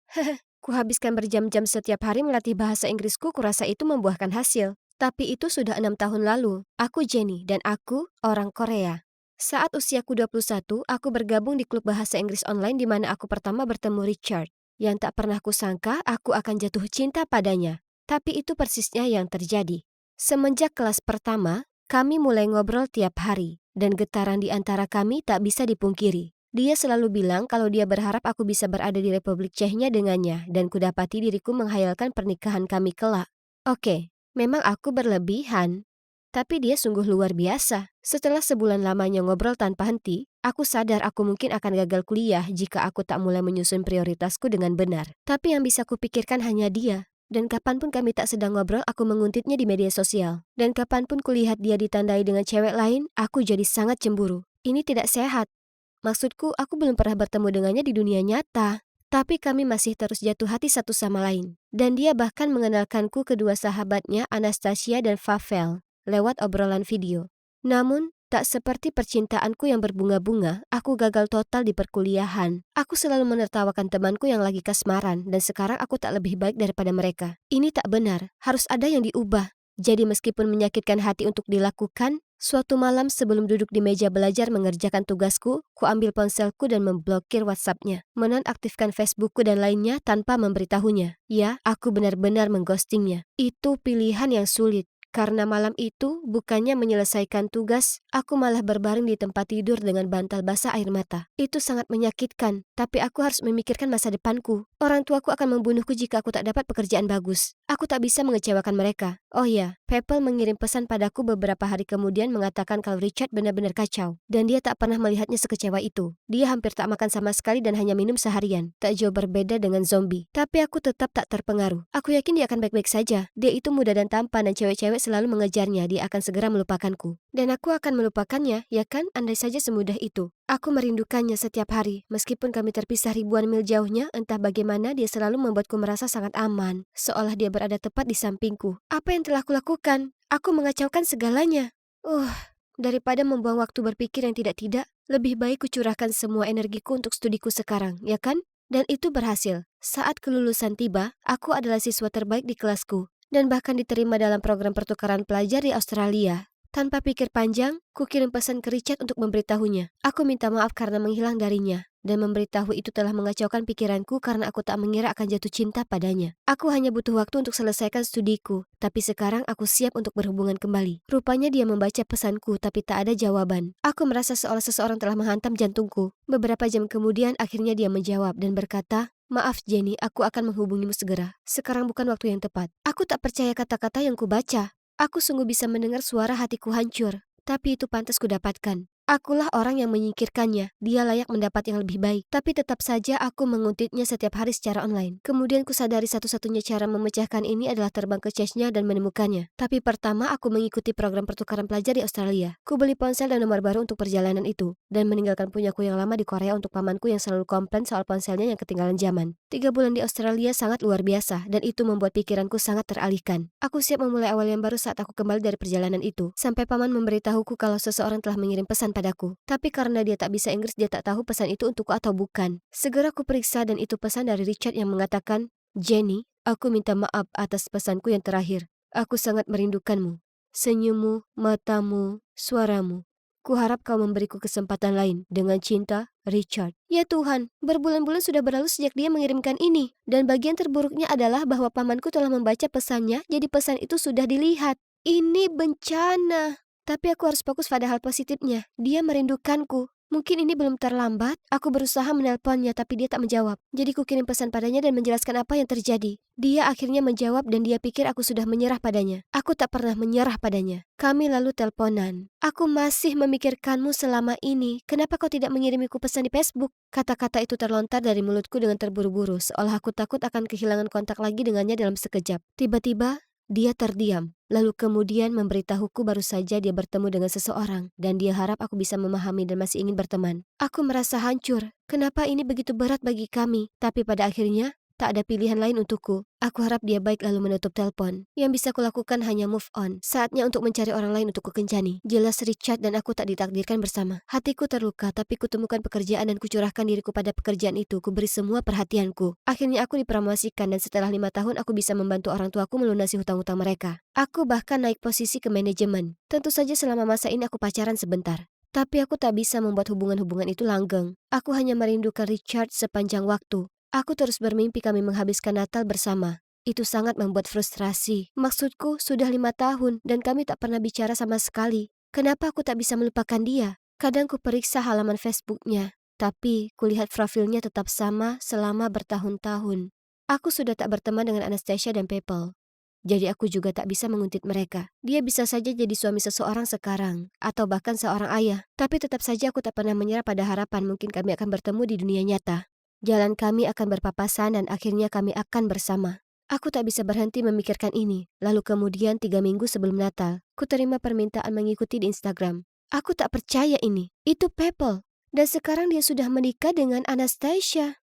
Ini membuatku senang sekali. Dan dia bilang padaku mereka akan bulan madu ke Korea dan berharap bertemu denganku. Ya Tuhan, ini menarik sekali. Aku sangat ingin bertanya kepadanya tentang Richard, tapi aku takut akan mendengar kalau dia sudah punya anak atau semacamnya. Anastasia juga mengirimiku pesan dan bertanya bagaimana kabarku. Ku katakan padanya aku masih lajang karena aku terus bekerja. Hei, tak mungkin aku bisa beritahu dia itu karena aku masih terobsesi dengan Richard. Oh iya, pekan pun berlalu dan akhirnya aku di bandara menunggu bertemu People dan Anastasia di kehidupan nyata. Mereka berdua kelihatan sangat manis dan ku beri pelukan terhangat. Setelah memeluk mereka, kulihat ada seseorang berdiri di belakang mereka. Ya Tuhan! Itu Richard? Apa yang dia lakukan di sini? Aku sangat tercengang. Aku tak bisa bergerak. Itu benar-benar dia. People memecah keheningan dengan mengatakan, "Kami bawa serta Richard untukmu, Jenny. Silakan memukulnya, menggigitnya, menendangnya, apapun yang kau inginkan jika kau pikir dia pantas menerimanya." Karena sangat terkejut, tangisku pun pecah. Sudah 6 tahun lamanya tanpa berita, dan sekarang disinilah dia, sedang memandangku. Kutanya ke diri sendiri apa aku bisa memeluknya, tapi aku tak punya kesempatan untuk menjawab pikiranku karena dia berlari ke arahku dan mengangkatku di lengannya. Mendekapku erat. Dia lalu berbisik di telingaku, "Aku minta maaf Jenny, tolong jangan menangis. Aku di sini, aku tak akan meninggalkanmu lagi, aku janji." Tapi apa aku bisa mempercayainya? Aku masih kaget saat mengantar mereka ke hotel, dan sekali lagi saat aku mengantar mereka keluar makan makanan Korea. Aku gugup jalan bersama mereka. Tapi kami sungguh menikmati malam yang luar biasa, makan, minum, dan tertawa. Besok People dan Anastasia memulai bulan madu mereka. Jadi mungkin saat itu Richard dan aku akan punya waktu sendiri bersama untuk membahas apapun yang terjadi di antara kami. Setelah mengantar mereka kembali ke hotel, aku berkendara pergi saat tiba-tiba kulihat Richard lari di belakang mengejarku. Dia bilang ingin beritahu sesuatu, jadi aku menepi dan kami duduk di kursi taman untuk bicara. Aku mendengarkan saat dia memberitahuku kalau dalam 6 tahun terakhir, dia berusaha kencan dengan gadis lain. Tapi tak pernah berhasil karena aku selalu ada dalam pikirannya. Dia bilang dia telah habiskan kebanyakan waktunya bekerja, jadi dia bisa menabung untuk mengunjungiku atau membelikanku tiket untuk mengunjunginya. Itu butuh waktu lebih lama dari yang dia harapkan karena orang tuanya bercerai dan dia merawat ibunya yang sangat depresi. Beberapa bulan kemudian ibunya didiagnosa kanker dan dia harus bekerja lebih keras lagi untuk membayar biaya perawatan. Setelah 3 tahun perjuangan panjang, sayangnya ibunya meninggal dan sejak itu dia merasa sangat kesepian dan sedih. Suatu hari dia minta Pepel menghubungiku, entah bagaimana caranya. Dan saat dia tahu kalau aku masih lajang, dia senang sekali dan putuskan sudah tiba waktunya datang ke Korea dan bertemu denganku. Katanya melihatku di kehidupan nyata telah membuatnya makin jatuh cinta padaku, yang dia tak pernah menyangka itu bisa terjadi. Kemudian dia memelukku erat dan aku tak bisa berhenti menangis. Kami habiskan Natal bersama, persis seperti yang selalu aku bayangkan. Dan ya, sisanya kalian tahu sendiri. Sekarang aku mengemasi tasku untuk terbang ke Republik China untuk bertemu Richard. Aku tak sabar ketemu keluarganya, dan kalian takkan percaya. Tapi kami bahkan berencana menikah. Pertanyaan besarnya adalah, di mana kami akan tinggal? Apa sebaiknya aku ke sana atau sebaiknya dia pindah ke Korea? Jujur saja itu tak masalah. Selama kami bersama, itu sempurna. Jadi memang benar apa kata mereka. Jika sesuatu sudah ditakdirkan, itu akan terjadi meski butuh waktu setahun atau 6 tahun. Yang ku tahu adalah aku lega aku sudah bersabar. Karena aku tak pernah sebahagia ini. Senin pagi itu seperti biasanya. Aku sedang berdiri di dekat lokerku saat cewek ini, si Leila, menghampiri. Menyandar ke loker di sebelahku dan berbicara padaku dengan suara sengau. "Hai ganteng, apa kau ada rencana sepulang sekolah?" Aku menoleh ke sekeliling dengan bingung. Hah? Apa dia bicara padaku? Biasanya cewek seperti Leila tak bicara dengan cowok sepertiku. Maksudku, ayolah, lihat dia. Dia itu cewek terseksi di sekolah. Sementara aku, Felix, hanya cowok kutu buku berwajah biasa saja. Dengan canggung aku menjawab, hai, aku coba mengerjakan PR sepulang sekolah. Dah. Kemudian ku tinggalkan dia di sana tercengang. Tapi itu tidak berhenti di sana. Sepulang sekolah, dia kembali menghampiriku dan bertanya, "Kau mau jalan denganku?" Diikuti dengan kedipan di mata. Tidak, terima kasih. Aku harus menyelesaikan makalahku tentang revolusi Perancis. Lalu aku jalan pergi. Ya ampun, apa dia sungguh mau jalan denganku? Tak mungkin. Dia pasti sedang kalah taruhan atau semacamnya. Bahkan keesokan harinya, sekali lagi, dia langsung mengarah kepadaku dengan raut wajahnya yang tegas dan menakutkan saat aku sedang ngobrol dengan teman-temanku. Dan dengan nada serius dia berkata, "Dengar Felix, apa kau mau jadi pacarku?" Apa? Semua teman-temanku mulai bersorak. Aku sangat malu sampai aku mengusir mereka pergi untuk mendapatkan privasi dengan Leila. Aku tersanjung, tapi tidak. Dia merengut padaku. "Maaf, kau sadar kalau aku ini Leila Hall, cewek tercantik dan paling populer di seluruh sekolah. Belum lagi anggota pemandu sorak." Para pemandu sorak itu penuh drama. Dengan tenang aku menjawab, "Maaf, cuma kau ini bukan tipeku." Dia kembali berteriak. "Apa? Aku ini tipe semua orang." Aku hanya mengangkat bahu dan pergi. Ya Tuhan, itu canggung sekali. Tapi paling tidak dia sudah paham sekarang. Iya kan? Nah, salah. Karena masalah baru saja dimulai. Awalnya, banjir sampah email dan buletin. Kemudian panggilan telepon aneh dari spa dan salon kuku. Menanyakan jika aku membuat janji untuk hari itu. Saat jelas-jelas aku tak melakukannya. Melebihi itu semua, ada akun Facebook palsu yang mulai menyebarkan fotoku yang tak menyenangkan. Mengupil saat di kelas bahasa Perancis. Menjulurkan lidah dengan aneh karena berkonsentrasi saat memeriksa makalahku. Bahkan ada klip gerakan lambat aku mengunyah seperti unta saat aku menikmati burgerku. Ya ampun, aku makan jelek sekali. Sementara sedang kutelusuri foto-foto ini, Leila melompat keluar dengan senyum lebar di wajahnya. Jadi pacarku, maka semua prank itu akan berhenti. Benar, tentu saja itu ulahnya. Dia tak punya kegiatan lain yang lebih baik. Aku menggelengkan kepala dan berkata, "Tidak, terima kasih. Ini masih lebih baik daripada bersama cewek menyebalkan sepertimu." Kemudian beberapa hari kemudian saat aku jalan ke sekolah, kulihat semua orang memberiku tatapan tak suka. Apa kemejaku terbalik atau apa? Tidak, jadi apa masalahnya? Aku bertanya kepada temanku dan ya ampun, Leila beritahu semua orang kalau aku menciumnya lalu mengghostingnya. Dia ini Harlequin di dunia nyata, seksi tapi benar-benar gila. Hanya orang sinting seperti Joker yang bisa mencintainya. Aku sudah muak dengan kelakuannya. Aku tak bisa biarkan dia membuatku terlihat seperti orang jahat untuk sesuatu yang tidak aku lakukan. Jadi saat makan siang, ku datangi mejanya dan berteriak di hadapannya, Apa kau gila? Kenapa kau tak paham kalau aku tak menyukaimu? Kemudian aku berteriak supaya semua orang bisa mendengarku. Hei dengar, rumor soal aku mencium dan mengghosting Leila itu bohong. Dia mengarangnya karena aku menolak kencan dengannya. Jadi tolong simpan pandangan kotor kalian untuk orang lain. Terima kasih. Leila mendorongku dan lari keluar dari sana. Mungkin aku sedikit kasar, tapi itu ulahmu sendiri, Tuan Putri.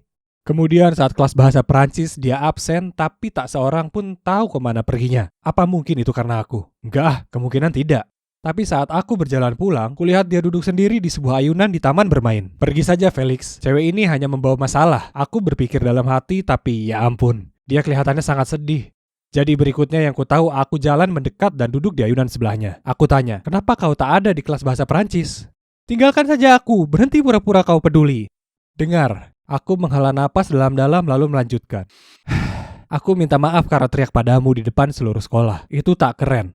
Tapi apa yang kau lakukan padaku juga tak keren. Bisakah kita menganggapnya impas? Leila terdiam sebentar, tapi kemudian dia mengangguk dan tersenyum padaku. Nah, itu tak terlalu buruk ya kan? Jadi, sejak itu seterusnya semuanya baik-baik saja di antara kami. Dia bahkan tersenyum padaku di lorong. Kapanpun kulihat Leila, rasa hangat datang padaku dan aku tak bisa berhenti tersenyum. Pernah, aku bahkan habiskan seluruh istirahat makan siangku jalan-jalan mengelilingi sekolah supaya aku bisa melihat sekilas wajahnya. Ya ampun, kurasa aku sudah jatuh hati pada Leila. Tapi kenapa sekarang? Aku berusaha mengabaikan perasaanku, berharap akhirnya rasa itu akan pergi. Tapi kemudian hari Valentine tiba, dan Leila, sebagai cewek populer, menerima banyak sekali mawar sampai bisa buka toko bunga. Menyebalkan sekali. Aku harus berbuat sesuatu. Jadi, sepulang sekolah aku ke rumahnya dengan beberapa coklat dan sebuah boneka beruang. Segera saat dia membuka pintunya, aku berseru. Aku tahu aku ini seorang yang sangat bodoh. Menolakmu adalah kesalahan besar. Apa kau mau jadi Valentine-ku? Aku berdiri di sana berwajah merah dan bersiap menerima penolakan. Tapi dia hanya merampas hadiah itu dari tanganku lalu berkata, "Iya, baiklah kalau begitu." Iya Tuhan, aku tak percaya ini. Aku, cowok kutu buku biasa bagi kalian, memacari cewek paling populer di sekolah. Cinta itu tak bisa diduga sama sekali. Aku terkesan betapa terbukanya dia perihal kutu bukuku. Dia bahkan nonton The Mandalorian denganku, dan jadi gemas kapanpun dia melihat Baby Yoda. Tapi satu hal yang tak berjalan lancar di antara kami. Ya, kalian bisa tebak, yaitu belajar. Leila sepertinya tak peduli dengan nilainya, dan aku tak ingin dia gagal. Jadi kutawarkan diri jadi tutornya. Tapi dia terus saja menguap dan menatap keluar jendela kapanpun kami mulai belajar. Felix, aku punya ide. Kenapa tak kau kerjakan saja PR untukku? Sementara itu, aku bisa berlatih memadu sorak karena kami akan ada kontes penting dan itu berarti sekali untukku. Seperti halnya kuis matematika bagimu. Apa? Dia serius? Ya Tuhan, aku benci berbuat curang seperti ini. Tapi dia memberiku tatapan memelas dan aku yang payah ini menyetujuinya. Terima kasih Felix, kau yang terbaik. Dia menciumku di pipi. Lalu langsung memberiku setumpuk PR. Aku bertanya padanya kenapa ada banyak sekali, dan dia menjelaskan kalau itu karena dia tak paham, jadi dia membiarkannya menumpuk. Tapi tunggu dulu, kenapa ada bahasa Spanyol? Dia ada di kelas bahasa Perancis denganku, bukan Spanyol. Tapi dia hanya mengangkat bahu dan bilang orang tuanya memaksanya belajar itu di luar sekolah. Oh, kasihan sekali labu kecilku ini. Suatu hari seperti biasa, aku mampir ke rumahnya untuk mengambil PR-nya, tapi dia tidak ada di rumah. Itu aneh, hari ini tak ada latihan memadu sorak. Jadi, di mana dia? Aku melihat tumpukan yang dia minta ibunya untuk serahkan kepadaku, dan kulihat beberapa lembar latihan bahasa Spanyol. Jadi aku berkata ke ibunya, "Oh, dia pasti sedang pelajaran bahasa Spanyol ya." Ibunya terlihat sedikit bingung lalu tertawa. "Kau tahu Leila, dia terlalu keras kepala untuk tambah kelas." Hah? Jadi makalah ini bukan miliknya? Kalau begitu, itu punya siapa? Dan kenapa? Tiba-tiba aku merasakan perasaan tak nyaman menggelitik di bawah kulitku. Aku memutuskan untuk menemuinya nanti di sekolah. Keesokan harinya aku sedang berjalan melalui lorong mencari Leila saat tiba-tiba aku dengar beberapa cowok bersorak. Sesuatu soal mendapat nilai A untuk bahasa Spanyol. Tunggu dulu, apa dia bilang bahasa Spanyol? Aku menoleh untuk memeriksa siapa itu. Dan yang mengejutkanku, itu adalah Hector, kapten tim sepak bola. Hector terkenal karena tampan dan sebagainya, tapi juga karena payah dalam pelajaran sekolah. Seseorang pasti sudah mengerjakan PR untuknya. Dan kalian bisa tebak, seorang itu aku. Ini semua masuk akal sekarang. Leila dan Hector pasti sepasang kekasih. Mereka mungkin menarik, tapi mereka berdua payah dalam belajar. Jadi dia memperalatku untuk melakukan PR mereka berdua. Ini semua lebih masuk akal lagi sekarang. Hubungan ini tak ada yang nyata. Ini hanya sandiwara. Dan tak mungkin kubiarkan mereka lolos dari ini. Aku punya rencana sempurna untuk mengungkap mereka. Selama makan siang, aku duduk di meja paling dekat dengan Hector. Lalu aku mulai bermesraan dengan Leila. Aku menyuapinya kentang keju. Kemudian aku membelai rambutnya dan dengan suara keras berkata padanya betapa lembut rambutnya itu. Aku cepat melirik ke Hector, menunggu reaksinya. Tapi tak ada. Dia sepertinya lebih tertarik dengan burgernya daripada dia. Leila mengangkat alisnya padaku. Apa kau baik-baik saja? Kau bertingkah sangat aneh. Aku tertawa keras, kurangkulkan lenganku padanya lalu berkata, sebenarnya lebih ke berteriak. Oh, karena kau ini imut sekali. Tapi kenapa masih tak ada reaksi dari Hector? Dia dan temannya bahkan bersorak. Dan di perjalanan dia keluar kantin, dia bahkan mengacungi jempol padaku. Leila juga tak terlihat terpengaruh sama sekali. Ya ampun, seseorang tolong telepon The Academy. Karena mereka berdua layak mendapat Oscar. Rencanaku gagal total. Ini sangat bikin stres. Aku terdiam dan Leila tahu dan memberiku pandangan bertanya-tanya. Ada yang tak beres, kau bersikap sangat aneh. Oke, jika dia ingin tahu maka baiklah. Jadi aku berseru. Aku tahu kalau makalah bahasa Spanyol itu untuk Hector. Kalian bersama dan kau hanya memperalatku untuk melakukan semua PR kalian. Aku tak bodoh, kau tahu? Terima kasih sudah mengenalmu, tapi tolong jangan pernah lagi bicara padaku. Kemudian aku pergi tanpa membiarkannya mengucap sepatah kata pun. Ya, itulah akhir dari ceritaku. Cukup menyedihkan, iya kan? Aku bohong kalau aku katakan aku tak merasa kecewa soal itu. Aku sungguh menyayanginya. Biarlah, aku akan berkuliah beberapa bulan lagi dan aku akan bertemu cewek imut yang tak akan mengelabuiku untuk melakukan PR cowok lain. Oh, maaf teman-teman, ada yang menelponku. Ya Tuhan, itu Leila. Apa yang dia mau? Kita sudah putus, berhenti menelpon. Apa? Baiklah, janji kau akan biarkan aku sendiri setelah ini. Oke, tunggu, aku akan turun ke bawah. Ya Tuhan, Leila ada di depan pintu rumahku dan dia bersikeras tak mau pergi kecuali aku bicara dengannya. Jangan kemana-mana semuanya. Aku akan ceritakan pada kalian segera setelah aku kembali. Ya Tuhan teman-teman, kalian tak akan percaya apa yang Leila baru ceritakan padaku. Masalahnya adalah, tim pemandu soraknya harus banyak berlatih untuk kontes yang akan datang. Yang artinya mereka tak bisa belajar sesering biasanya. Karena itu, dia harus mencari seseorang yang mau mengerjakan PR mereka agar nilai mereka tak merosot. Dan itulah saat Leila muncul dengan ide untuk memenangkanku sebagai cowoknya. Semua godaan, lelucon itu, semua adalah bagian dari rencananya. Itu kebenarannya. Tapi Leila tak tahu mengenai lembar soal bahasa Spanyol, karena rekan timnya Harper yang memberi itu padanya. Ternyata Hector adalah pacar Harper. Tak menyangka itu ya kan? Tapi aku masih sangat marah pada Leila, karena dia tetap memanfaatkanku. Kemudian Leila mengambil beberapa makalah dan menunjukkannya padaku. Hah? Itu adalah PR dengan nilai B semua. Kemudian dia memberitahuku, oke, kuakui awalnya aku tak menyukaimu. Aku hanya mendekatimu untuk memanfaatkanmu. Tapi kemudian aku benar-benar jatuh hati padamu seiring aku mengenalmu dengan lebih baik, oke? Jadi, aku berhenti memberimu PR-ku dan aku kerjakan sendiri. Jadi, perasaannya terhadapku juga nyata? Aku tak percaya itu. Akhirnya aku memaafkannya dan sekarang kami lebih bahagia dari sebelumnya. Aku harus bilang, saat Leila dulu bicara padaku, kukira dia itu cewek gila seperti Harley Quinn, yang aku tak akan pernah suka. Tapi aku salah, ternyata akulah yang tergila-gila padanya. Jadi, ternyata aku lebih mirip dengan The Joker daripada yang kukira sebelumnya.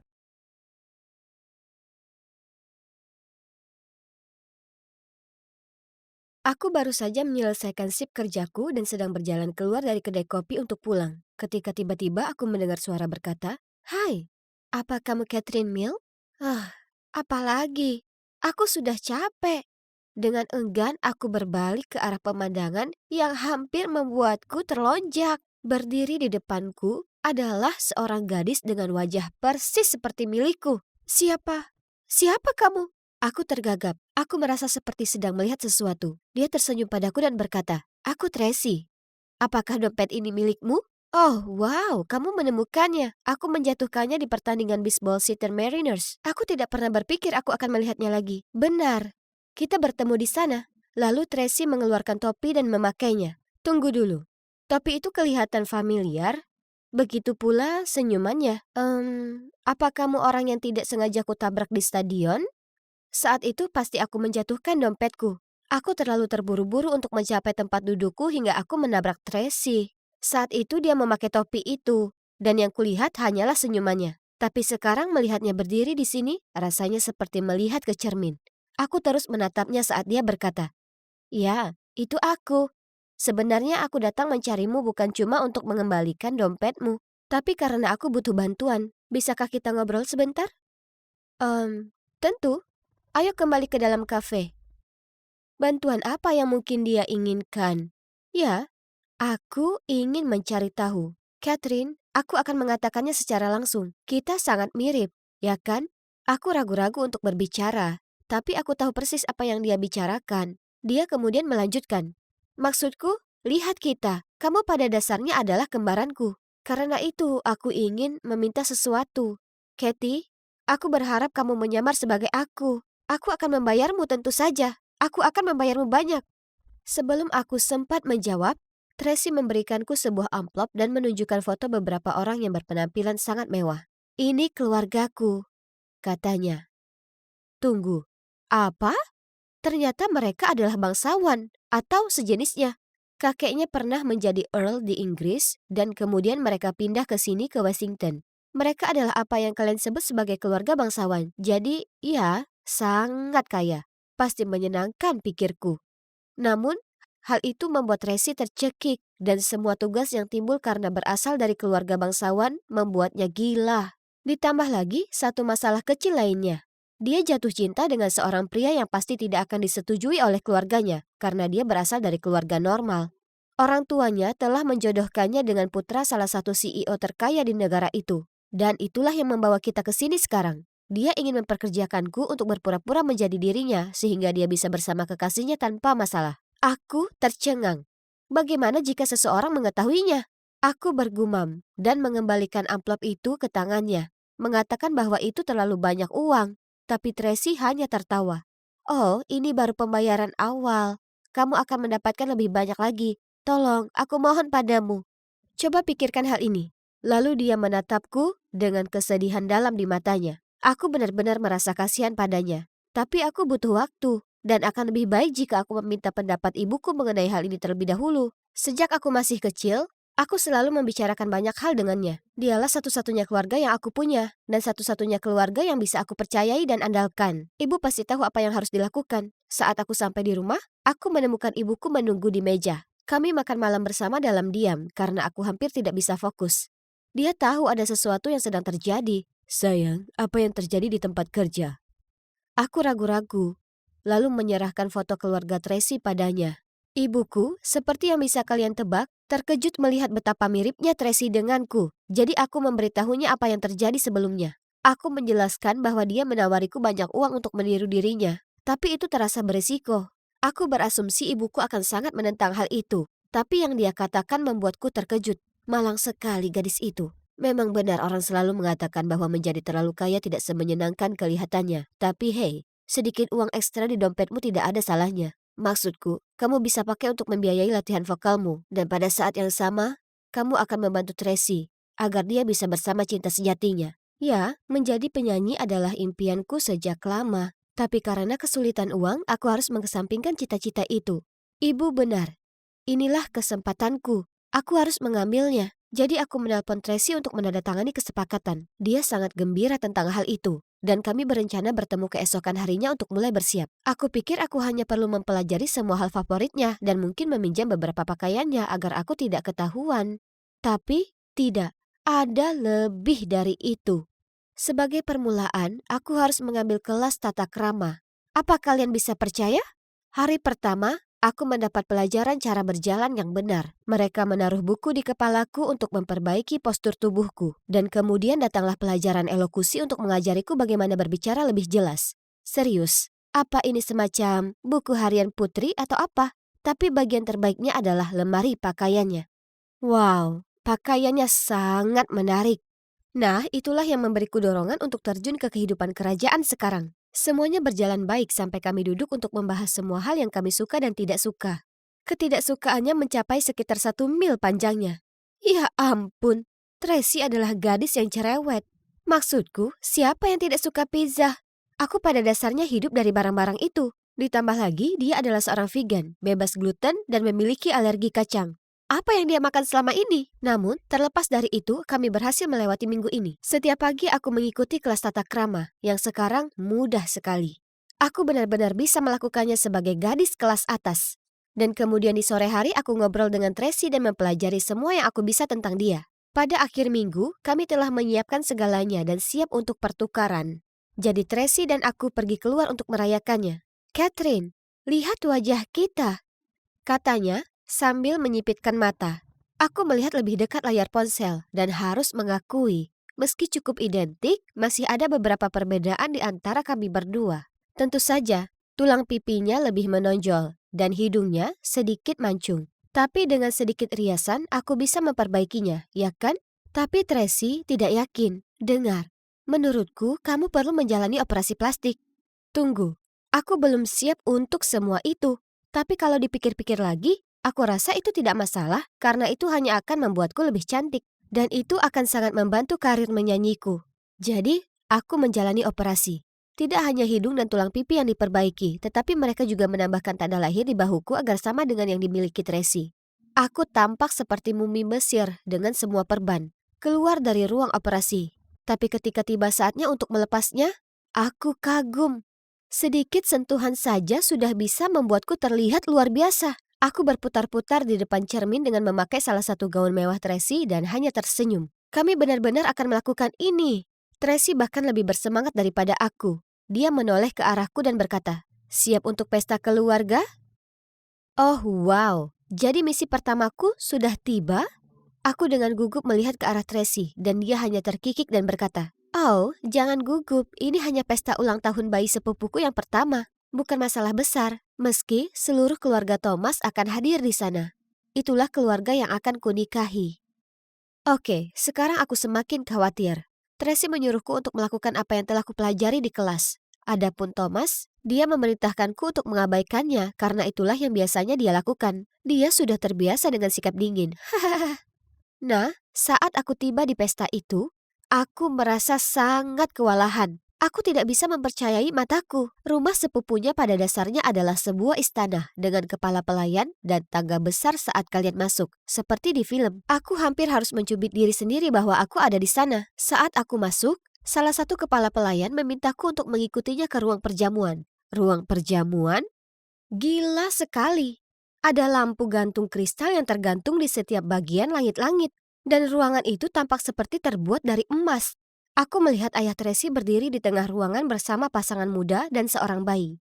Itu pasti sepupu Tracy. Dan bayinya jelas menjadi alasan diadakan pesta gila ini. Aku menarik napas dalam-dalam, menenangkan diri dan berjalan ke arah mereka seperti yang diajarkan guru tata kramaku.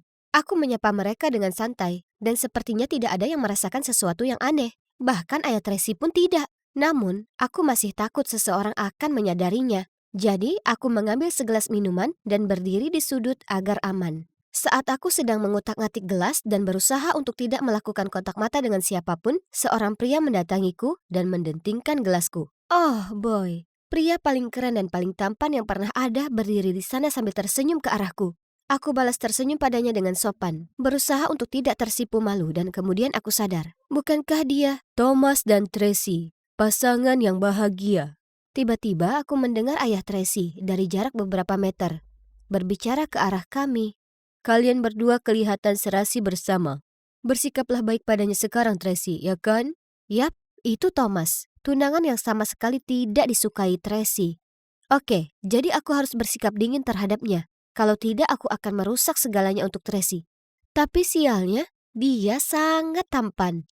Aku segera berjalan menuju meja pencuci mulut dan mulai mengisi mukaku dengan kue almond. Apa saja untuk mengalihkan perhatianku dari Thomas. Saat aku mengambil yang ketiga, aku mendengar Thomas berteriak. Dan saat berikutnya dia berlari ke arahku sambil berteriak, "Tracy, taruh! Ada kacang di dalamnya!" Aku menjatuhkan kue itu karena kaget. Benar. Aku seharusnya alergi terhadap camilan lezat ini. Aku benar-benar lupa itu. Astaga, aku berbalik dan melihat semua mata tertuju padaku. Ini adalah sebuah bencana. Aku seperti rusa di bawah lampu depan. Tidak tahu harus berbuat apa lagi. Aku pura-pura pingsan. Thomas segera membawaku ke suatu tempat sementara yang lain memanggil dokter keluarga. Aku hanya mengintip ketika aku merasa seperti dibaringkan di tempat tidur.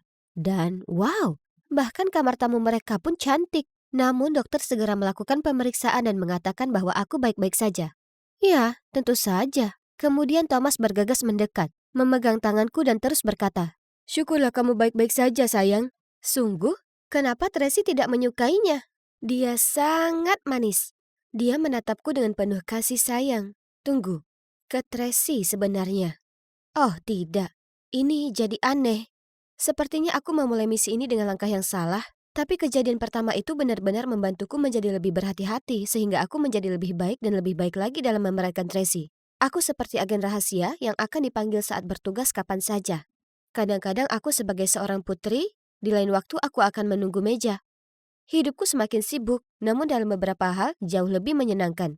Lalu suatu hari, Tracy tiba-tiba muncul di depan rumahku, terlihat sangat berbunga-bunga.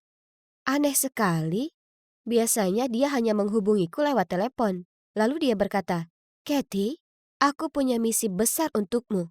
Saat dia duduk, dia meletakkan sebuah amplop yang menggelembung di atas meja dan berkata, "Kathy, sayang, aku butuh bantuan besar kali ini. Jadi, begini.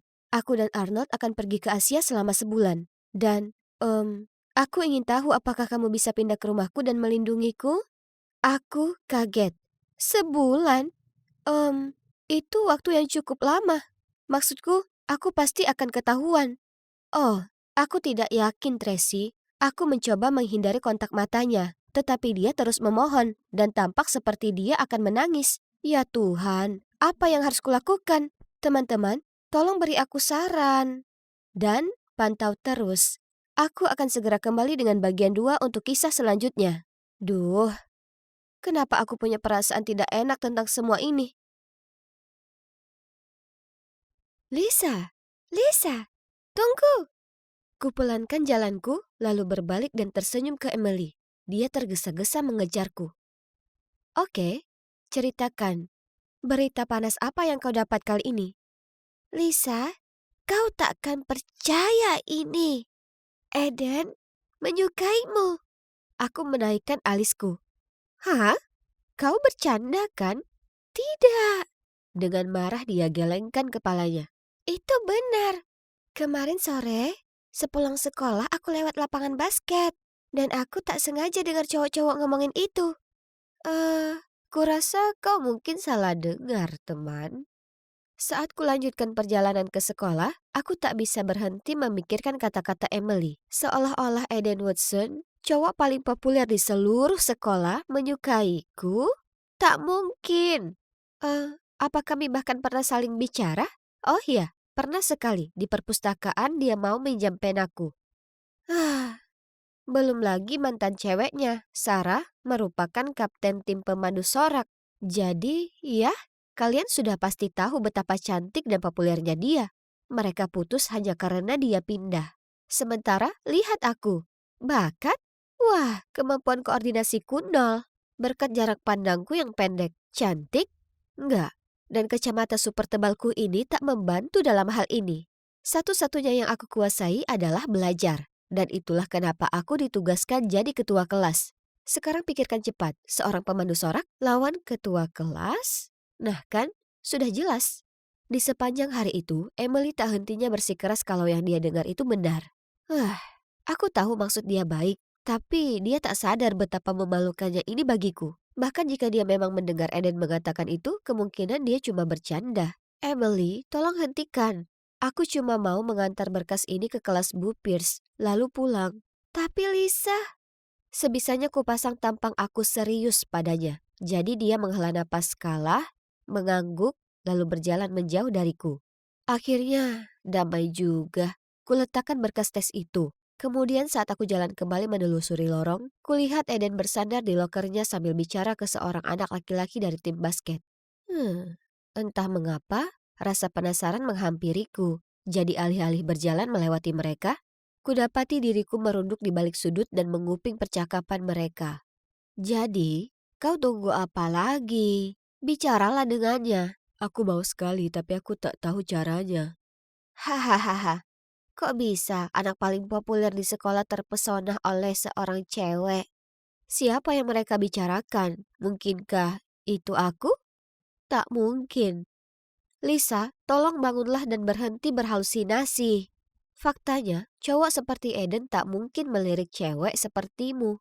Keesokan paginya di sekolah, aku berjalan masuk ke kelas dan melihat para cowok termasuk Eden sedang ngobrolin skor permainan NBA kemarin malam atau apa. Hanya saja Eden tak berhenti menatapku. Apa ada sesuatu di wajahku? Mataku berpapasan dengannya dan kemudian dia langsung berpaling dan melanjutkan percakapan dengan teman-temannya seolah tak terjadi apa-apa. Hah? Apa maksudnya itu? Kemudian selama kelas kimia berlangsung, aku terus merasa ada yang aneh di belakangku. Jadi secara naluriah, aku berbalik memeriksa dan betapa terkejutnya kulihat Eden sedang menatapku. Tak sama seperti sebelumnya, segera saat pandangan kami bertemu, dia menatap ke bawah ke bukunya. Oke, itu sungguh aneh. Saat aku memikirkan perilakunya yang aneh, Emily tiba-tiba menyenggol lenganku.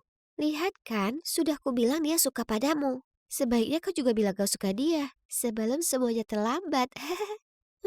Enggak deh, makasih. Tapi apa maksudmu terlambat? Kudengar kalau Sarah, kau tahu kan mantannya akan kembali. Orang tuanya cerai atau semacamnya. Oke, terus kenapa? Ayolah Lisa, dia menyukaimu. Tapi aku tak suka padanya. Segera setelah aku selesai bicara, kulihat Pak Guru menatap lurus ke arahku. Oh tidak, ketahuan. Beliau menyuruhku berdiri di depan semua orang dan menjawab pertanyaan. Tapi tentu saja aku tak mendengarkan. Jadi aku hanya berdiri di sana dengan mulut melongo seperti ikan mas. Lalu dengan panik melihat sekeliling berusaha mencari bantuan jawaban. Dan saat aku melihat ke arah Eden, oh hebat, dia menyeringai padaku. Ini sangat memalukan. Malam itu aku berbaring di atas ranjang dan terhanyut dalam lamunan tentang Eden. Baiklah, aku tahu aku sudah bilang ke Emily aku tak menyukainya. Hanya saja, aku masih tak percaya kalau orang sepertinya bisa naksir dengan seseorang sepertiku. Penasaran, kuhabiskan sepanjang sore itu menguntit akun sosial media Eden. Aku tak akan bohong, dia memang sangat tampan. Ada banyak fotonya nonton pertandingan basket dengan adik laki-lakinya, berekspresi konyol dengan teman-temannya, dan menghabiskan waktu dengan keluarganya di pantai.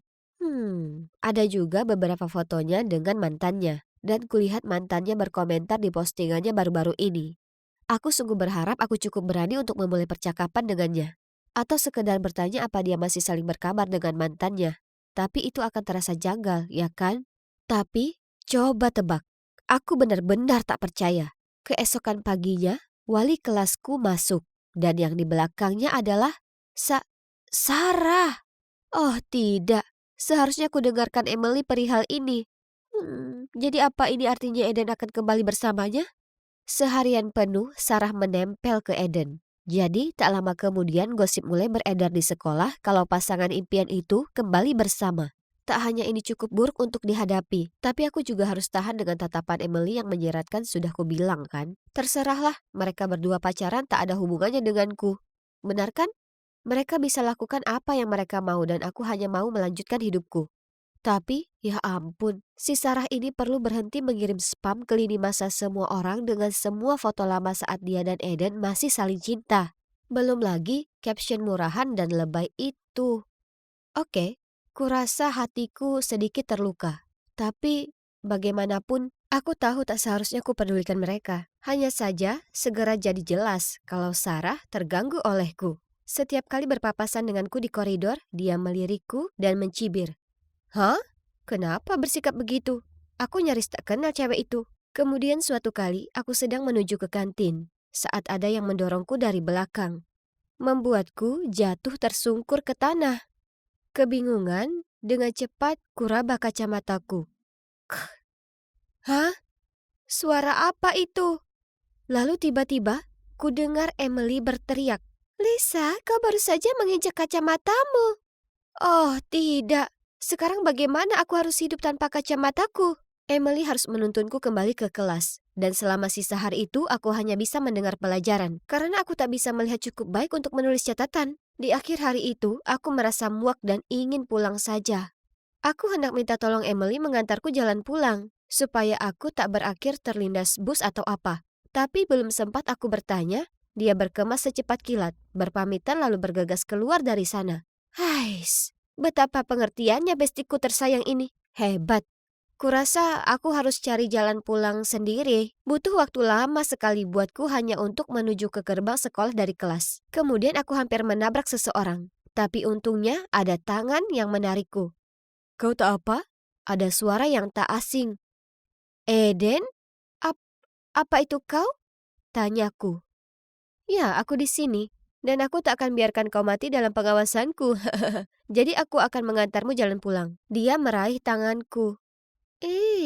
Jantungku seolah salto. Dia lalu menuntunku ke toko kacamata terdekat supaya aku bisa beli yang baru.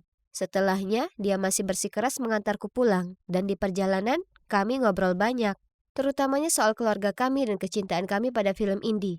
Tetap saja, Tak bisa tidak aku memikirkan Sarah dalam benakku. Aku hanya ingin menanyakan padanya tentang hubungan mereka. Tapi sekarang bukan waktu yang tepat, ya kan? Beberapa hari kemudian, selama ujian matematika berlangsung, aku merasa ada yang mengenai punggungku lalu terjatuh ke tanah. Jadi aku memungutnya. Tapi sebelum dapat kulihat itu apa, Pak Guru datang mendekat, mengambil dan membukanya. Ternyata itu jawaban ujian. Oh tidak, aku berusaha membela diri. Tapi beliau bilang aku akan dihukum dan tak boleh ikut ujian lagi. Apa? Aku tak boleh dapat F untuk ujian matematikaku. Itu akan merusak transkrip nilai dan riwayat aplikasi kuliahku. Aku menangis kepadanya kalau ini tak adil. Saat tiba-tiba, Eden berdiri dan berkata, "Pak, itu lembar saya, bukan Lisa." Jadi, kami berdua akhirnya dikeluarkan dari ujian. Karena guru itu beranggapan karena saat ku ambil catatan itu, aku tetap saja sama bersalahnya. Aku tak mengira hari ini bisa makin buruk. Oh, aku sangat keliru. Selama jam istirahat, aku sedang menata bukuku di loker ketika Sarah mendatangiku. Hei, beraninya kamu biarkan Eden disalahkan akibat tindakanmu. Sebagai ketua kelas, kamu harusnya malu akan dirimu sendiri. Apa yang kau bicarakan? Keseharianmu yang polos itu mungkin bisa membodohi Eden, tapi kau tak bisa membodohiku. Tunggu dan lihat saja, karena aku masih punya rencana yang lebih besar untukmu. Lebih besar? Rencana lain apa yang kau punya? Hah? Apa aku melewatkan sesuatu? Maksudku, berhentilah mengacaukan semua yang terjadi antara Eden dan aku. Kalau tidak, lain kali aku tak akan diam saja. Ini soal apa? Kenapa Sarah menyalahkanku? Ya ampun, semua situasi ini tak masuk akal. Sepulang sekolah, Eden dan aku harus tinggal kelas selama 1 jam sebagai hukuman. Untungnya wali kelas kami tahu kalau tak satu pun dari kami berniat curang, karena kami berdua selalu jadi siswa teladan. Jadi, hukuman tadi hanyalah sebuah peringatan. Kemudian di perjalanan kami menuju kelas, aku bertanya padanya, "Aku tahu lembaran itu bukan milikmu, jadi kenapa kau menolongku?" Itu, aku tahu itu juga bukan milikmu. Kulihat Sarah melemparkannya ke arahmu. Sarah? Ya, dia juga dalang yang membuat kacamatamu pecah. Dia mendorongku? Tapi kenapa? Itu aku. Aku minta maaf. Dia lakukan itu karena dia tahu aku menyukaimu. Apa? Apa aku salah mendengarnya? Eden baru saja bilang kalau dia menyukai aku? Lisa, aku menyukaimu. Sudah sejak lama. Apa kau mau pergi denganku kapan-kapan? Ada jeda yang canggung saat ku resapi kata-katanya. Dia sungguh menyukaiku. Oh wow, ini sungguh gila. Aku tersenyum lebar, lalu mengangguk padanya dan berseru. Ya, aku suka itu. Jadi setelahnya, kami mulai berpacaran. Tapi ini tak diterima dengan baik oleh Sarah.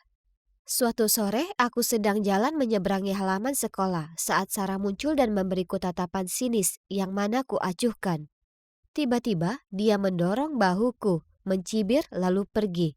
Dengan cepat ku tegakkan diri lalu berteriak padanya. Hei Sarah, aku belum sempat berterima kasih padamu.